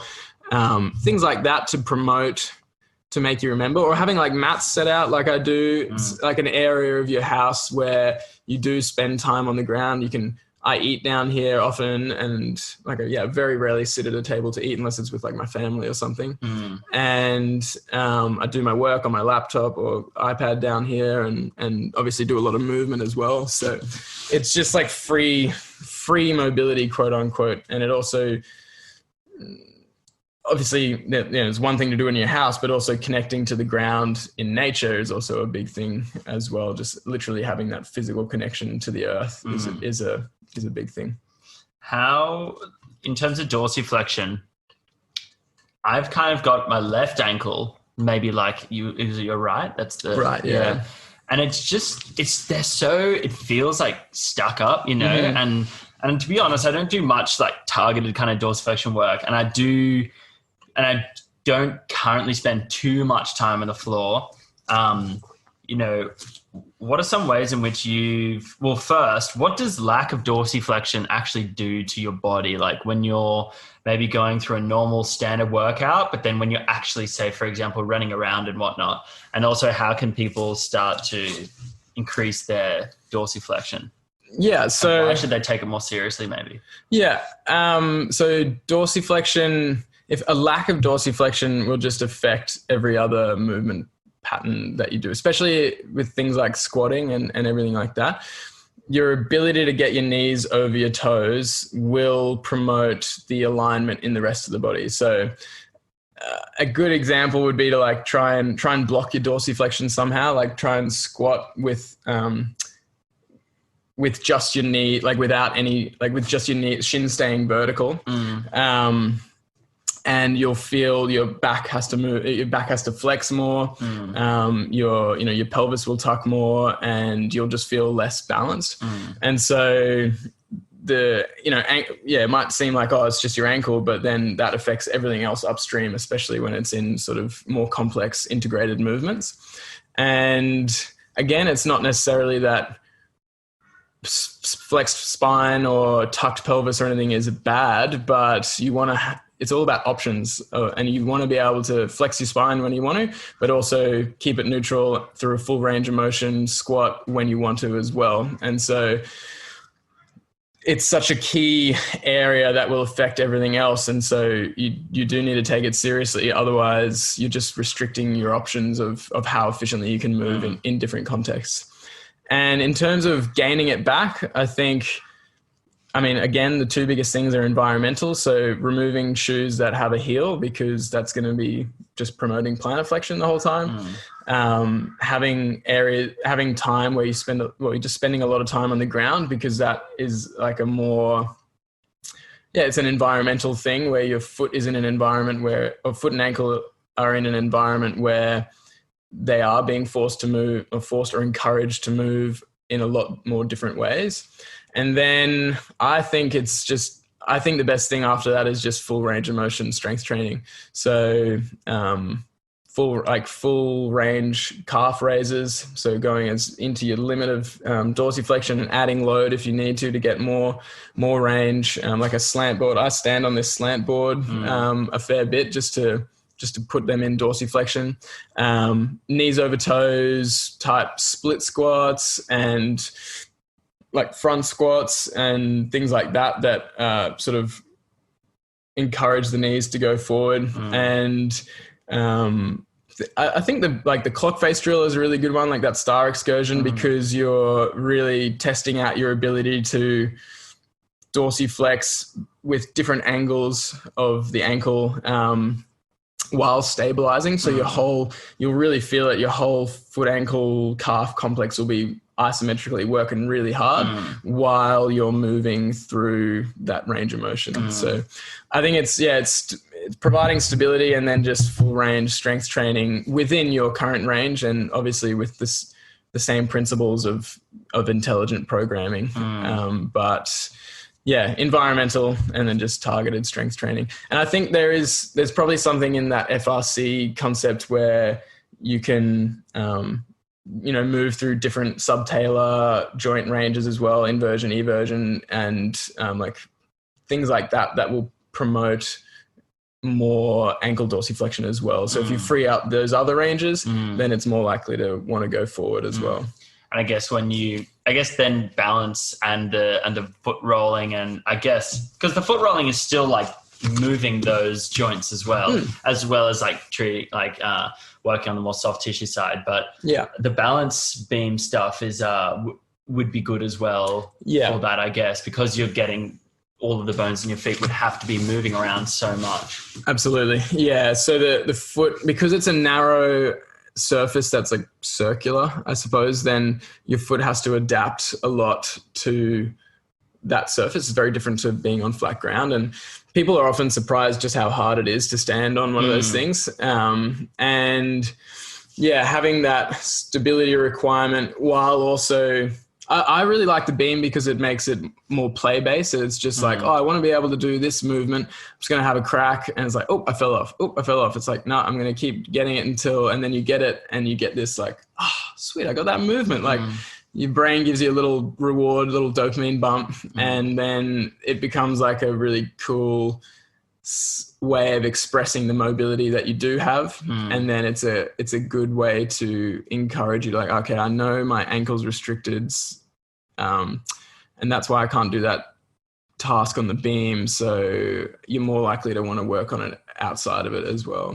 Yeah. Or whatever's relevant to you. You know, some people are like, I I know my ankle's restricted. That's why I can't squat down with this back squat. So that's why they want to do more. But the beam work combined with full range strength training, I think adding some load can be really helpful because it facilitates, like it's just more load. So you're going to get further into a range of motion. And I think that's helpful.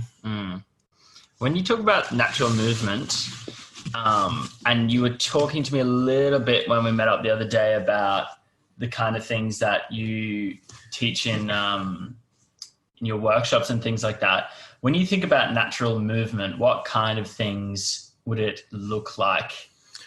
Yeah, so I've done, there's a course called MoveNat, which was developed by a French guy, Owen Lacour.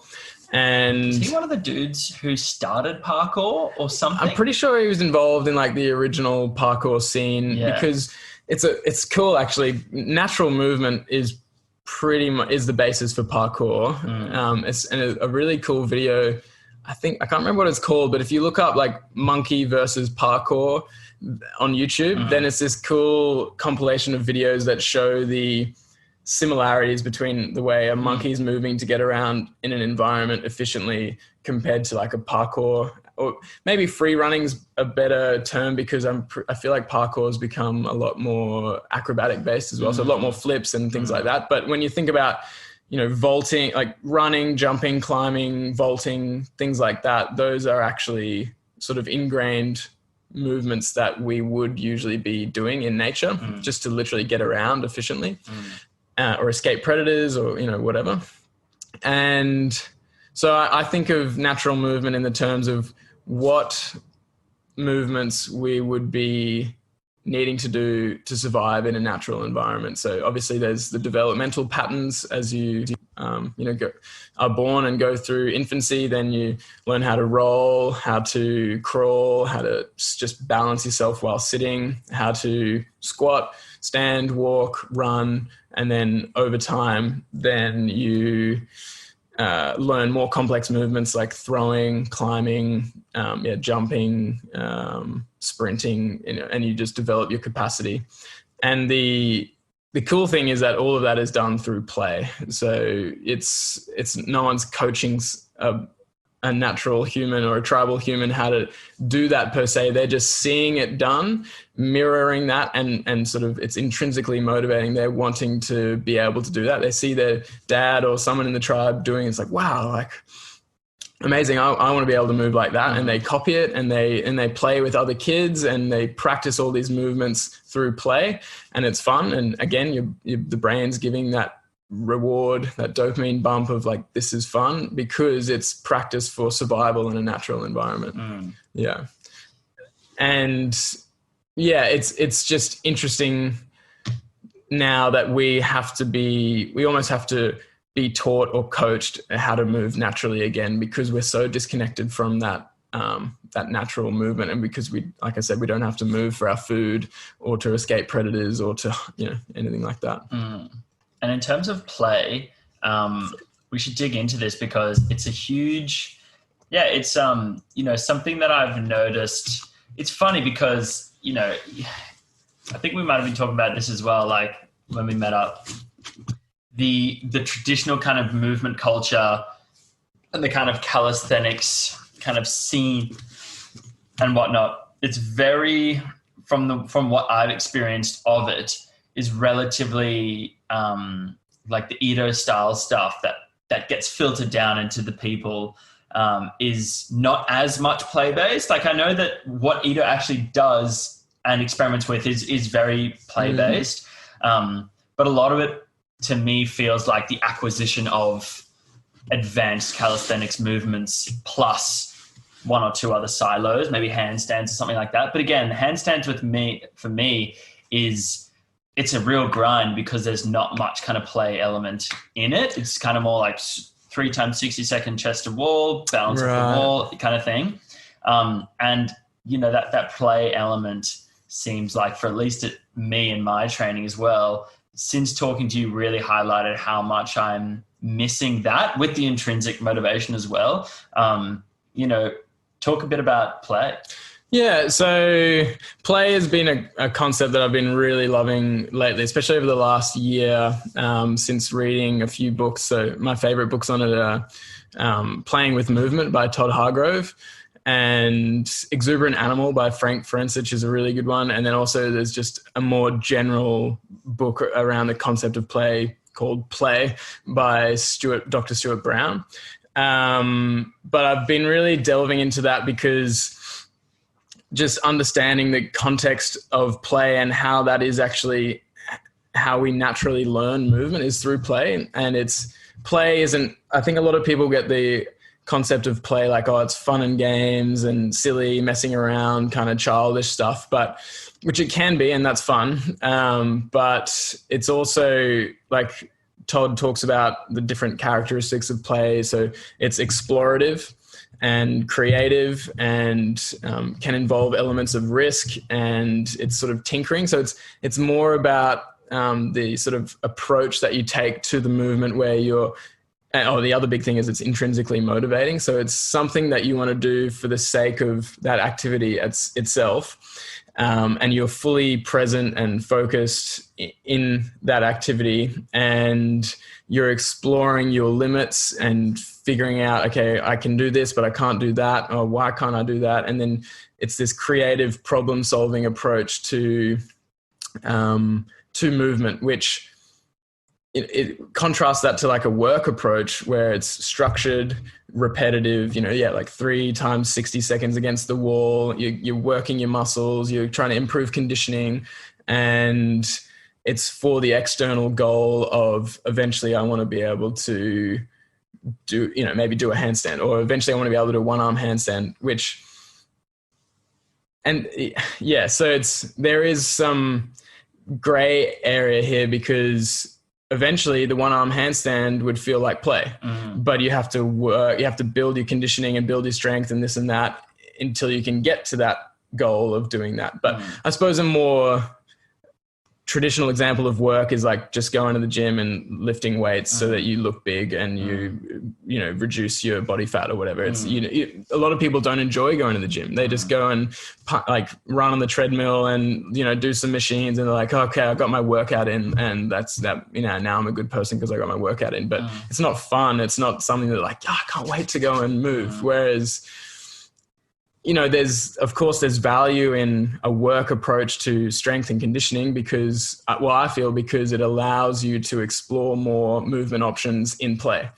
And I also feel like, you need to have that meaning attached to, like, if you're just doing mobility work because you think your hips should be mobile, but you're not expressing that mobility through, rock climbing or hacky sack or a sport or something that's relevant to you and relevant and meaningful to you, then you're much less likely to keep going with the mobility work. And second of all, your brain probably isn't going to want to hang on to that range of motion as much as it would if you're actually expressing it dynamically in an enjoyable way.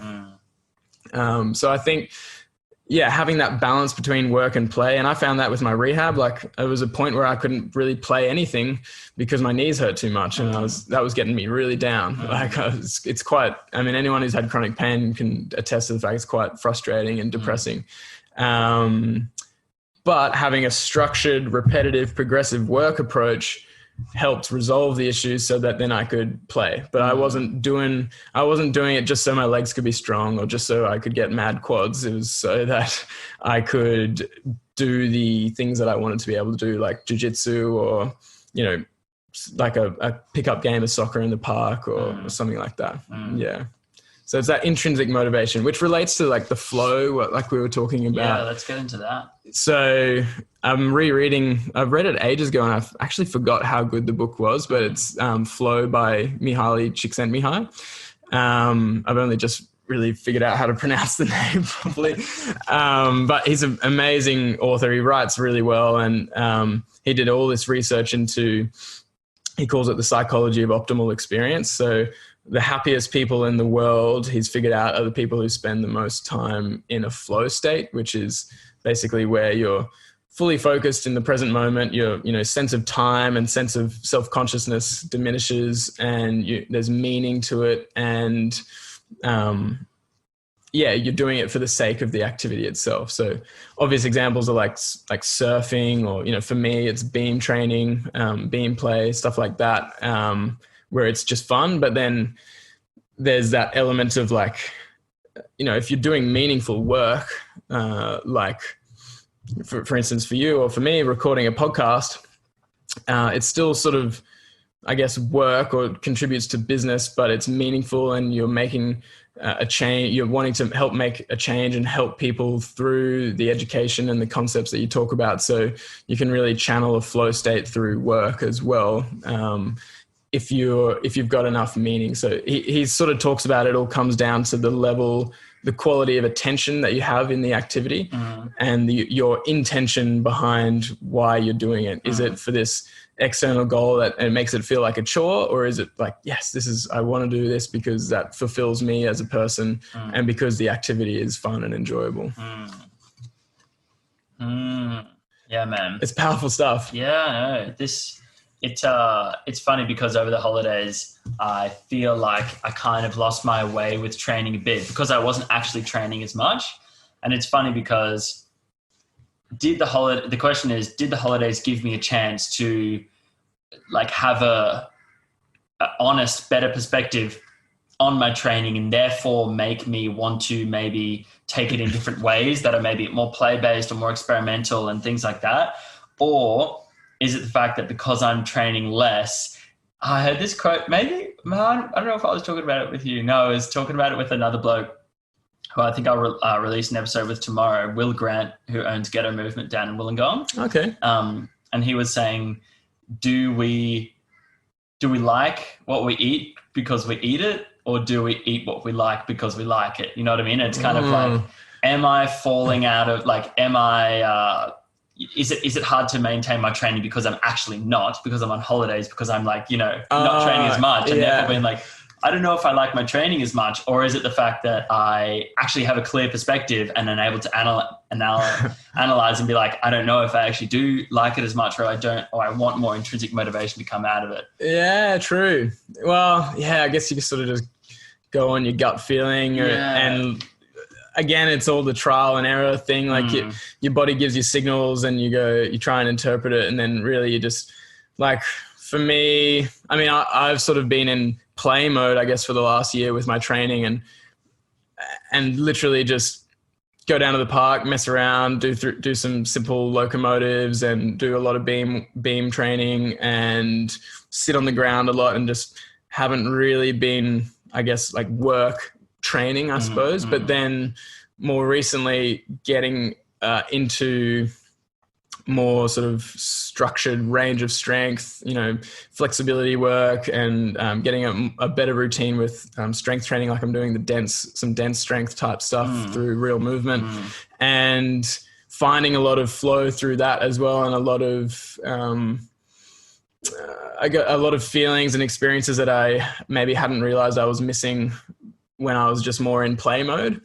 And I think it's been nice to bring that balance back, and to sometimes you do just have to find that momentum, just stick to something for a week or two, and then you're like, oh, actually, no, I really do enjoy this, and that's what I want to be doing. And definitely, I think for anyone, you should have a balance of work and play, because that's generally how you can get the most out of both. Yeah, it's a good point, man.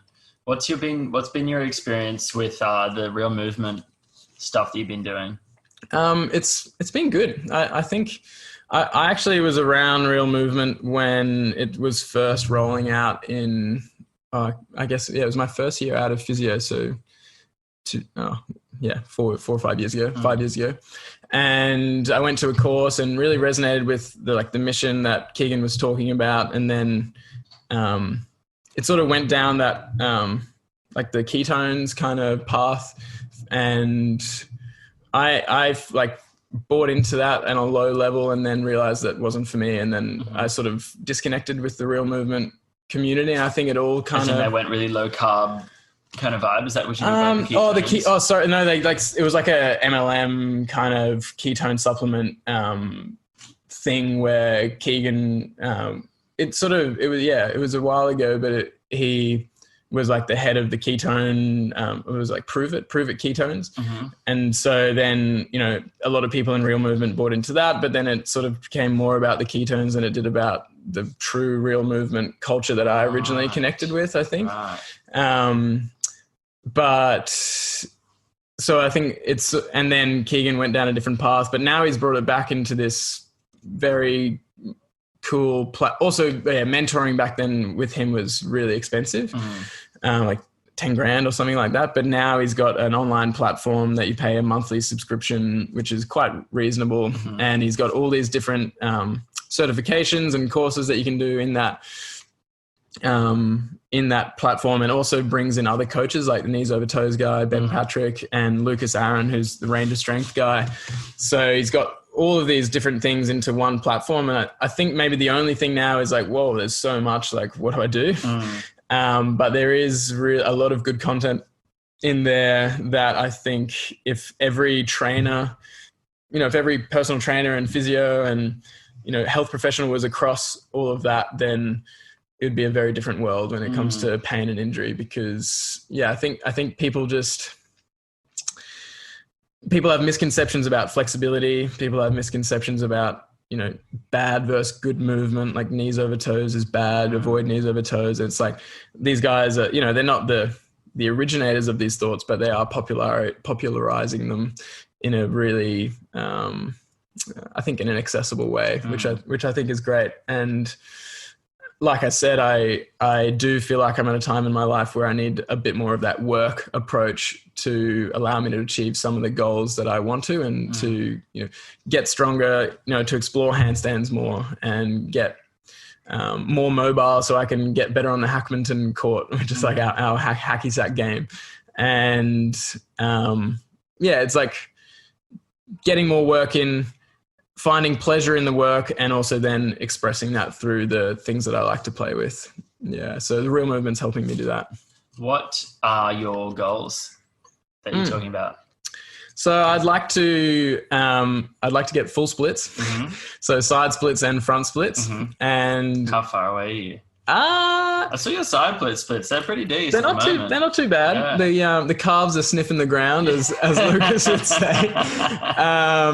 And again, like that side split mobility has just been maintained through a lot of ground-based locomotives, like those monkey drills and things like that. Up until the last few weeks, I haven't really done a proper like crack at side splits. So I'm not too far off the ground considering that. And the front splits are a little further away, but I think within the year I'll have them both. And a lot of that, the flexibility will just really help. Like, it's kind of hard to explain, but this game, Hackmanton, which you've seen, it does help to be able to get your foot right up because you can get over the ball and kick it down.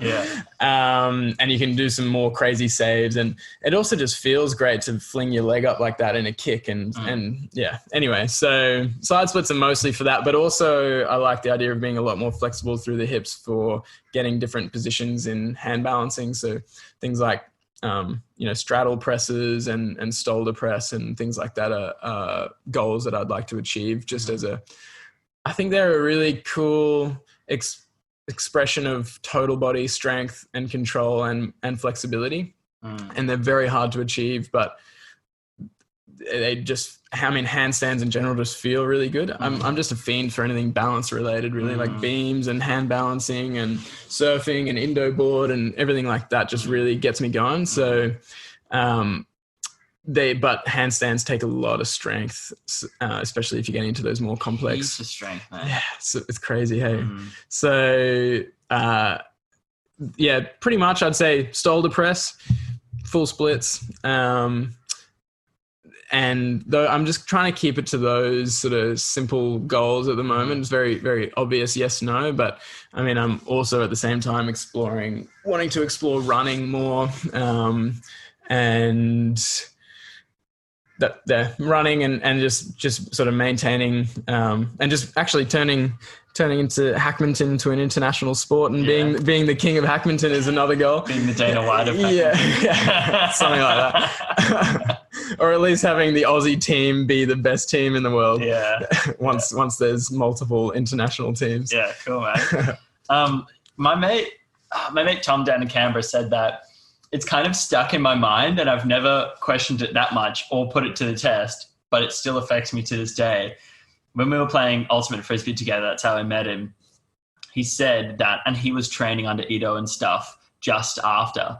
He said that when he stopped running, his hip mobility gains went through the roof as compared to before.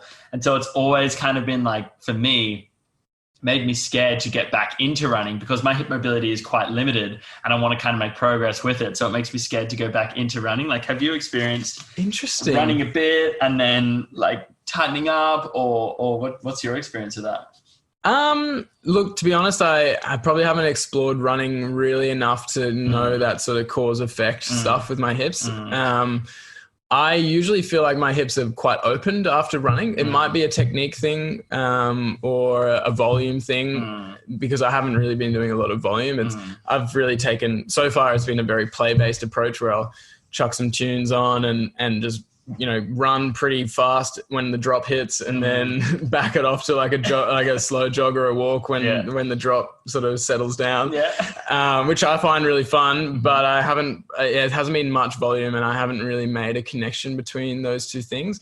There might be something in the fact that maybe too much range of motion isn't going to be beneficial to running, but I feel like as long as you've built the strength with the range of motion, then it shouldn't really be an issue. Yeah, true. So that's something to think about. I'll definitely take notes over my running journey this year and let you know what I find. Yeah, it's interesting.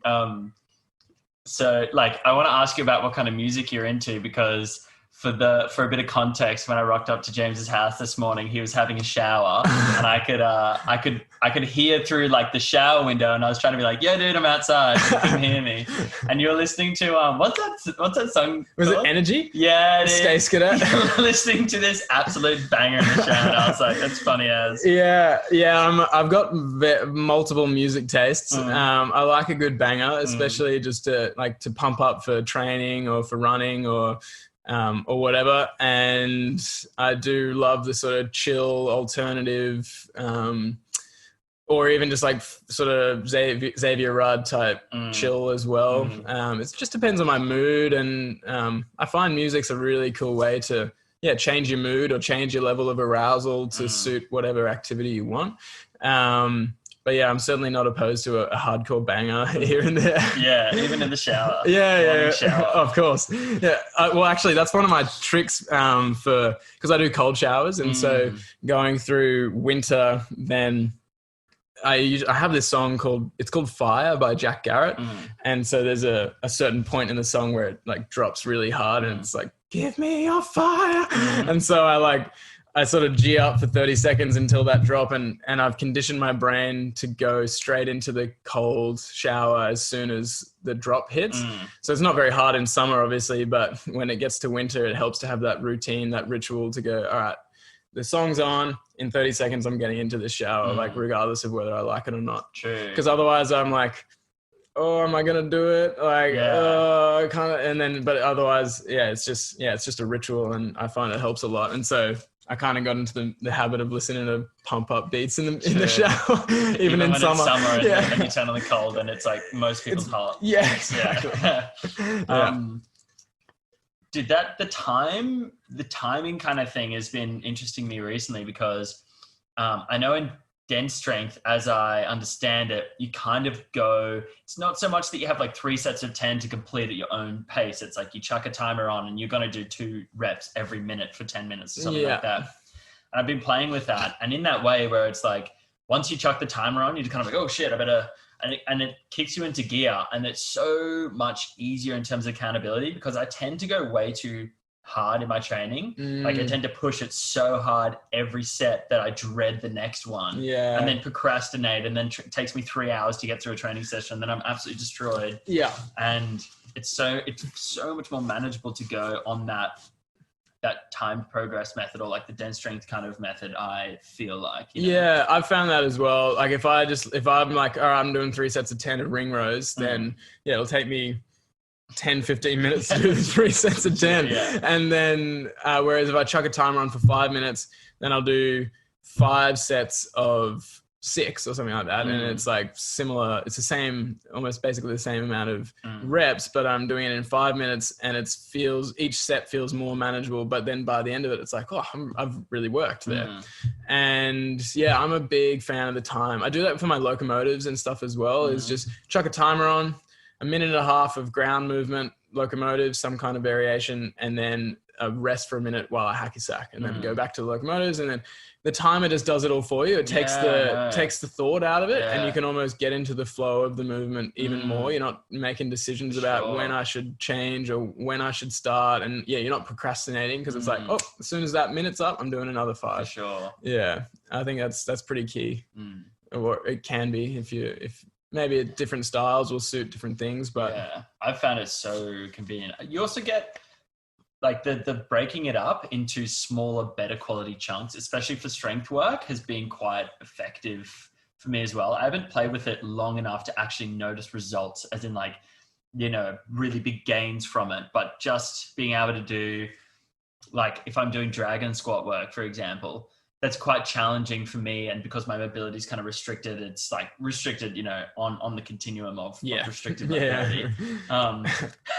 It's just crazy though, because you're in this echo tunnel of comparison, and you look at me and be like, holy fuck, that's a crazy dragon squat, you know? And like my coach Jackson could do dragon squats, like Jackson's straight insane. up. Yeah. And it's like, and then you see like people like Joachim Hilderson, you know, the where's he from? Belgium mobility guy. Oh yeah. Yeah. I had him on my podcast, and his mobility's cooked, and it's just crazy because it's a big spectrum, the mobility spectrum. I know, but I find it easier to do maybe like 2 reps each leg each minute, and you get much more better quality working. Because if I do 5 in a row, the last 3 are like crap, and I don't even want to do the last one. I'm just kind of like, get it out of the way kind of thing. Yeah, I do like that. It's almost that's almost like a play-based approach within a work approach as well, where it's more focused on the learning of the skill with less reps but more focus than it is about getting a workout with the dragon squat, which I think does carry over to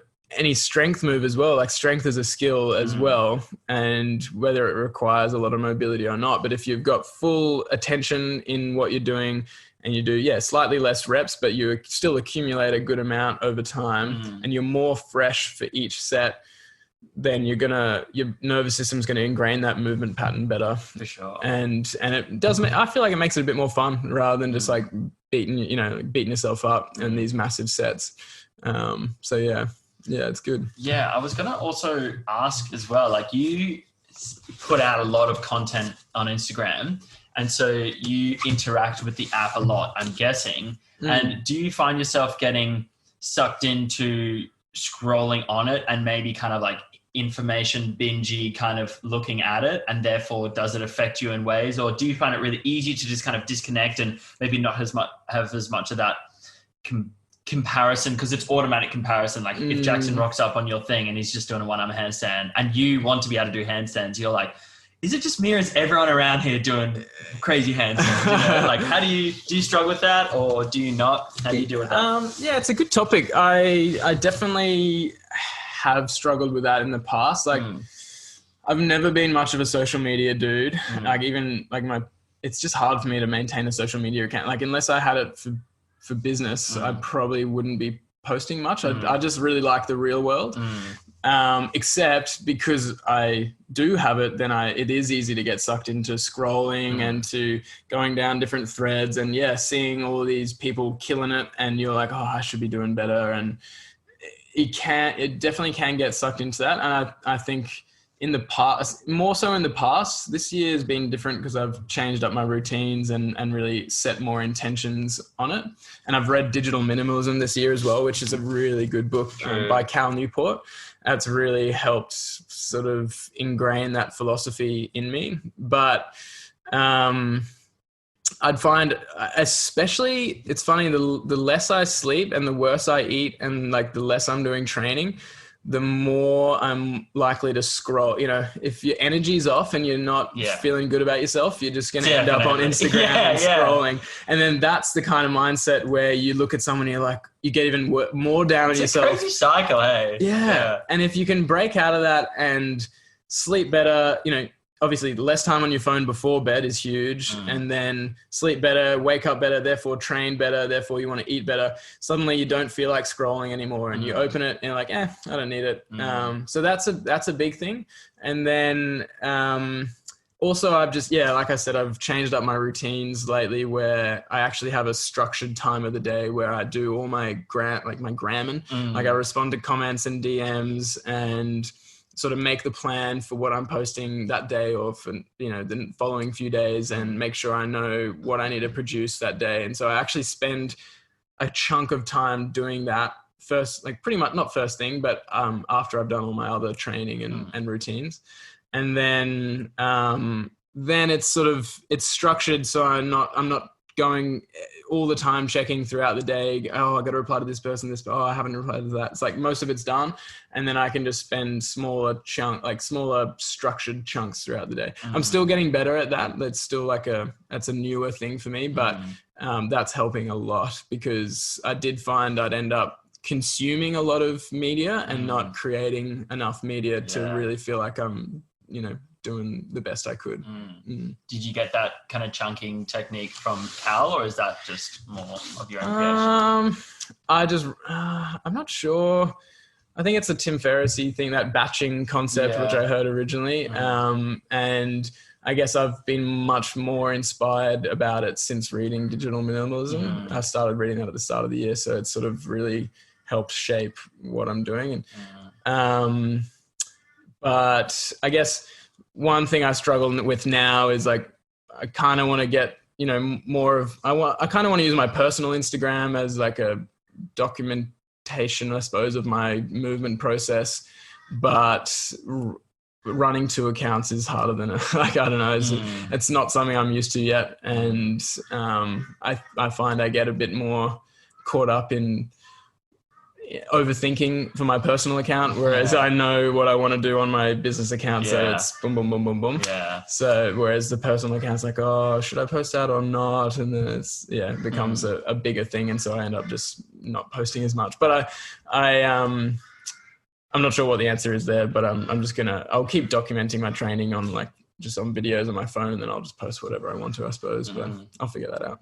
Do you have a mindfulness, meditative, any of the above kind of practice? Yeah, I do. So these days I'm doing the breathing app, which is just it's a free app on I guess, it'd be Apple and Android, but it's a very simple breath timer, which is 6 seconds in, 6 seconds out. Or you can change that ratio actually, but I do 6 seconds in, 6 seconds out, which is basically just controlled breathing. You can set a timer for how long you want to go for. So lately I've been doing just 5 minutes a day because I wanted to make sure it was manageable and I could fit it in. But I think I'll up it to 10 minutes because it does feel really good. It's basically meditative breathing because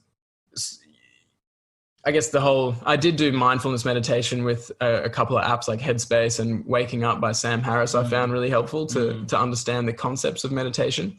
But once you understand the concepts and you've had a bit of practice, then if you just focus on your breathing, then it's a great meditation in itself. And it's also very good for breath control is very huge for everything in life. And so learning to control the tempo of your breath, it's well researched as well that's a very good thing to do and for physical and mental health. And I find the breathing app super simple. I don't have to listen to anyone talk. I just chuck it on.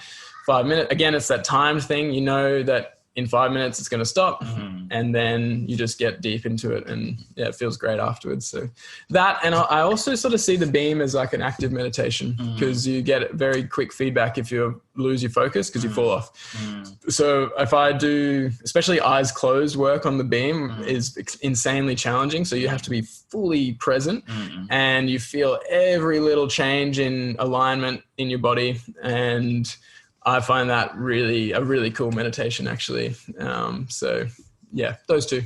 What do you get out of the breathwork kind of practice? Or maybe what would you notice what do you think you would notice if you didn't do it for a couple of days or a week?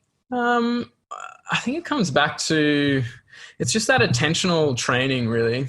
So training your attention on timing your breath, I think, I guess an even better way would be without the timer, but it's training wheels basically. So without the actual app going, it'd be even more attentional challenge to time your breath. But like Mihaly talks about in flow, then the quality of your attention will determine like the quality of your experience and how much attention you're paying to anything you do, whether it's eating or moving or, admin or whatever it is. If you're paying enough attention, then you can find flow in very mundane or just ordinary things. And so I think having that period of practice in the morning, like I do it in every morning, having that to start the day then sets the scene or sets the tone for the rest of the day for me to pay more attention to everything and to check in with my breathing regularly so that I know, like checking in with your breathing is a really cool way to see what your inner state is like. So if you're shallow breathing or mouth breathing or, upper chest breathing, then it's a more stressful state of mind and stressful state for the body. Whereas if you're, slow, silent, nasal breathing through the diaphragm, then that's a more sort of relaxed and sort of inflow state for the body. Yeah. And I do want to touch on hacking the system before we kind of move into a final couple of questions. Talk about hacking the system and what you guys are doing with that. Yeah. So hacking the system, it started off just because we were playing hacky sack and we were doing some crazy moves with the hacky sack and we're like, wow, it's like we're hacking the system. And we're like, oh, hacking the system. That's a cool like name for an Instagram page or something. We're like, oh, we should do like hacky videos and put it up as hacking the system. And then I was like, oh wait, hacking the system, like the system to hacky sack, because I mean, hacky sack was such a big thing for a while back in the whatever 70s or 80s, and everyone was doing it. But most people have sort of lost touch with it, and unless you've got a soccer background, it's a little hard to pick up. And also we're doing it barefoot, obviously, because TFC, and it's just more fun to do it barefoot. I think it's more challenging, but more fun. And I also realized that the dexterity required to do the hacky sack barefoot is actually a really cool way to train the toe splay of the foot and to, just increase the intelligence of the feet in general. So I was like, this really lines up with what I'm doing with TFC. I really love hacky sack. Like I've been addicted to it for the last like year or so. And we were like, yeah, let's make a system for it. And so we had a few days of really great ideas of going, okay, well, what do you need to do? You need to pick it up with your foot. You need to flick it up. You need to kick it. And then you can do tricks. So like pick, flick, kick, trick.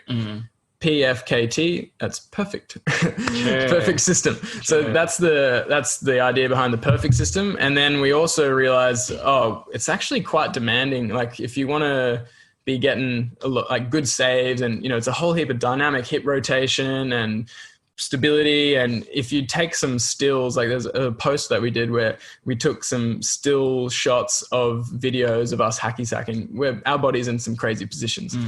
And so the better mobility and strength and control that you have, the better you're going to perform in hacky sack, and obviously the less chance of any kind of injury really. And so we were like, okay, well, we need a body preparation system. So we're calling that body hacking. Hacking's a bit of a buzzword, but we like our puns, so relating it to hacky sack. So body hacking.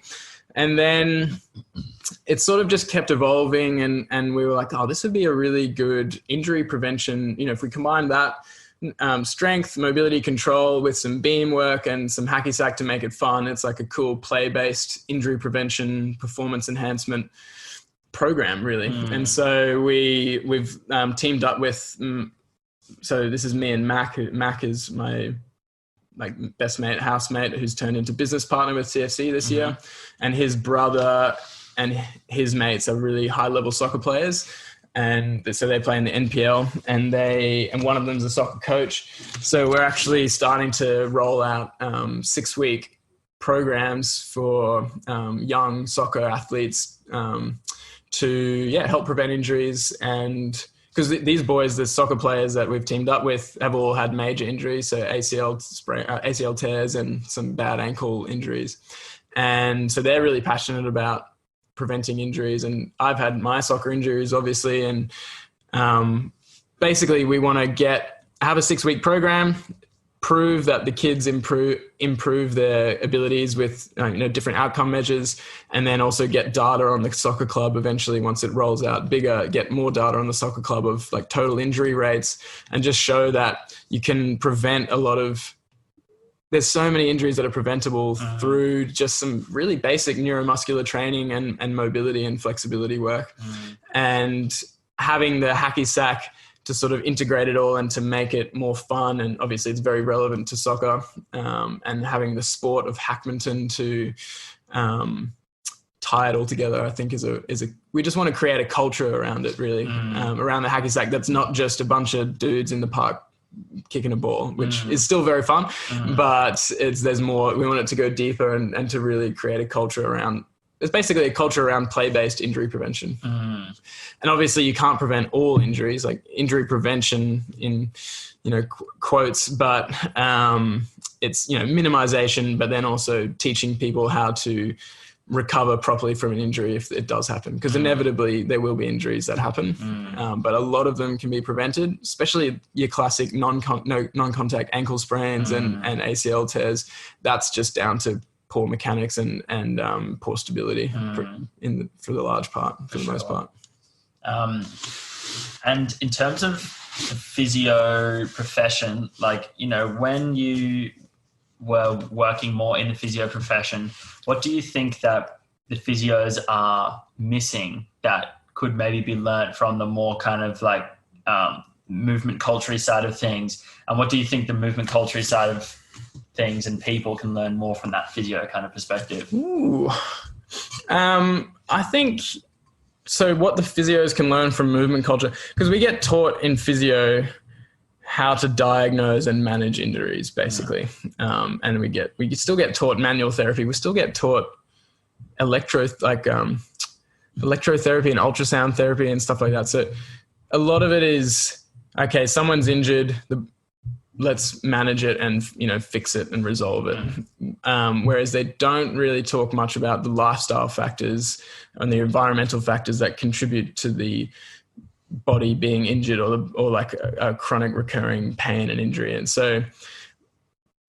they don't really talk much about a movement practice. But I think we got like one semester on strength and conditioning or like exercise, and it was just all gym based stuff. So there's not much talk about it, like movement practice. And a lot of the physios, it seems to be changing now, which is awesome. A lot of physios are kind of waking up to the fact that they have to move as well.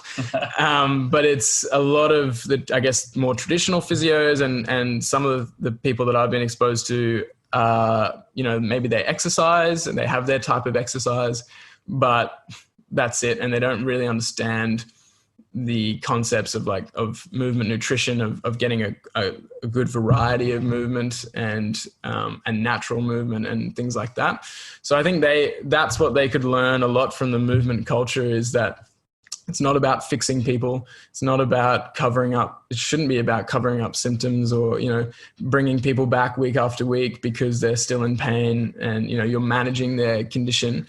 It should be about empowering the person to take control of their own movement and to find activities that they enjoy. And I think a really cool thing about Instagram is that it does, all the people I follow promote that kind of thing as well for the most part. And it is a great way to share the philosophy. And that's all the evidence-based stuff is, finding meaning, empowering the client and helping them find meaning in the movement that they want to do, and not just saying, all right, do 3 sets and 10 reps of this exercise because it's good for you. It's like figuring out what motivates the client. It becomes a lot more psychosocial as well. So, and then what can the movement culture learn from physio? I think in terms of, I think there is value in an isolationist approach in some contexts. So good physio, restores condition and strength and stuff and mobility to a certain area. And I think sometimes taking that approach is necessary to restore holistic movement to the whole as well. And yeah, for some reason I'm struggling to think of other things that physio can teach movement culture or what they could get from it. But I mean, everyone just, I think a good thing that I like that Nick says is like, we're all on team human. And there's a lot of people that sort of, you know, we take shots at each other and we go, you know, chiro, they're just cracking backs, and podiatrists, they're just selling orthotics. And for the most part, I really believe that everyone is wanting to help people as best they can. And certainly some university courses are outdated, or the way, or the, you know, the people who run the courses or run a lot of the research have vested interest in things staying a certain way and so on. But for the most part, the practitioners in the field are wanting to help people as much as they can. And I think if we all just get on that same team where it's like, how can we help people the most? It starts with like any professional or movement coach or whatever, it starts with yourself and looking at how you can improve your own movement capacity and get through your own injuries, which then helps you be more empathetic and a better practitioner. Good answer. Thanks. Yeah. I feel like I maybe rambled a bit, but that's the gist. That's the point of podcast. Yes, exactly. You get to ramble.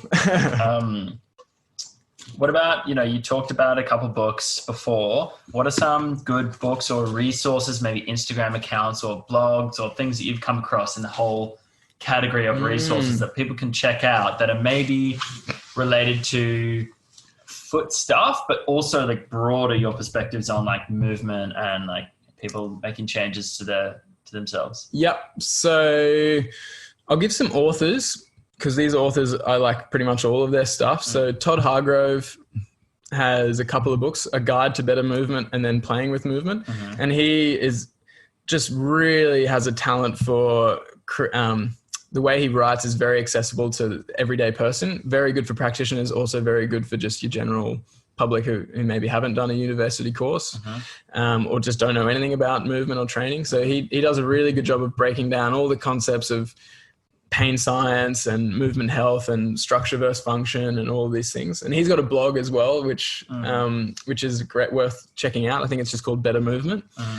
And Katie Bowman is someone who's really shifted my perspective or deepened my perspective on movement. So her book called Move Your DNA was really paradigm shifting for me, because she approaches movement on that more cellular DNA level, and that really helped the natural movement stuff hit home to me, because she talks about how, well, through mechanotransduction, movement is actually like a nutrient, because, you know, if you went on bed rest, your muscles would get smaller and your bones would get weaker, your bone density would decrease regardless of how much protein or calcium you're eating, right? So the movement, the load acts as a nutrient for the body to respond to. And so that physical inputs get converted into biochemical outputs, basically. So her book, Move Your DNA, and she also has a book called Whole Body Barefoot. And then she's got other books that are as good, but I would really rate those two. And I'm really liking the stuff on flow lately. I guess these are all things that I've talked about. But Stephen Kotler's book on it's called Stealing Fire. And then there's another one, Rise of Superman. So they're on the similar wavelength as well. And Frank Forencich, Exuberant Animal and New Old Way is another one that's really good. A lot more of like a holistic look at, you know, how our ancestors interacted with the environment and how we interact with it and how that affects us and so on.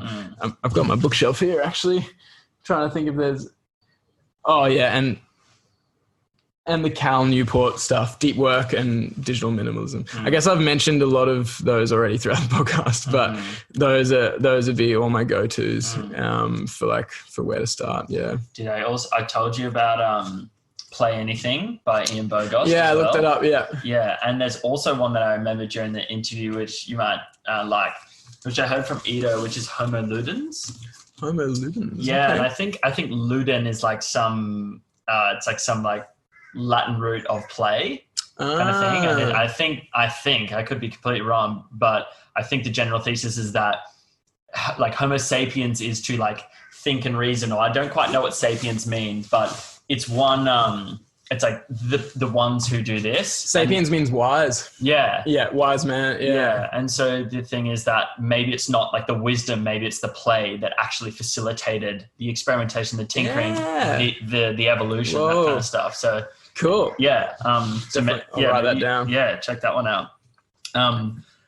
Like last question, what advice would you give to yourself 5 years ago? 5 years ago, that was when I was starting my physio career. I would just put me on that path of movement a little early. Like I was already on the path, but I'd say really explore it, and maybe I think getting a little more structure to the training, as well as exploring a lot more through play. And I would say learning a bit more about social media, because I've sort of dragged my heels with the social media stuff, and I'd give the advice of changing my perspective on it and really trying to utilize it for good, which it can be utilized for good. But maybe giving myself a warning that, you know, I'll be using it. I'll be using it a fair bit, and it's good to get used to it and to find a way to use it that will be beneficial for me without those negative effects. But I do feel like, you know, you go through everything for a reason. You learn stuff as you go, and you know, you can only, I guess, it's a good hypothetical question. But I guess if you look back, you don't want to change anything, because it's made you who you are today, in a sense. Yeah. Yeah. And in terms of what kind of stuff you're doing, how people can check you out, where they can find you, what are your offerings, give yourself an extravagant plug as much as you like. All right. So yeah, my main Instagram is @tfc.australia. I also have a personal Instagram, which is just James Dooner, which, like I said, I'm not as active on, but you can see a bit more of my own movement journey on that. And we've got our website, which is www.tfc-shopaus.com. Maybe we'll put it in the show notes. It's a bit of a weird one. So that's got all our products and beams and hacky sacks and toe spreaders and foot health and balance stuff, basically. And we also have workshops coming up around Australia. We've got one in Brisbane coming up at the end of February, and then we'll be getting some in Melbourne and Sydney and the other major cities as sort of COVID permitting. Touch wood. And we're also working on an online workshop as well this year, probably over the next 2 or so months, to get out, so that people who maybe can't make it to an in-person workshop can still get a similar experience. I mean, in-person is awesome because you actually get that physical interaction, but the online workshop can still be really helpful.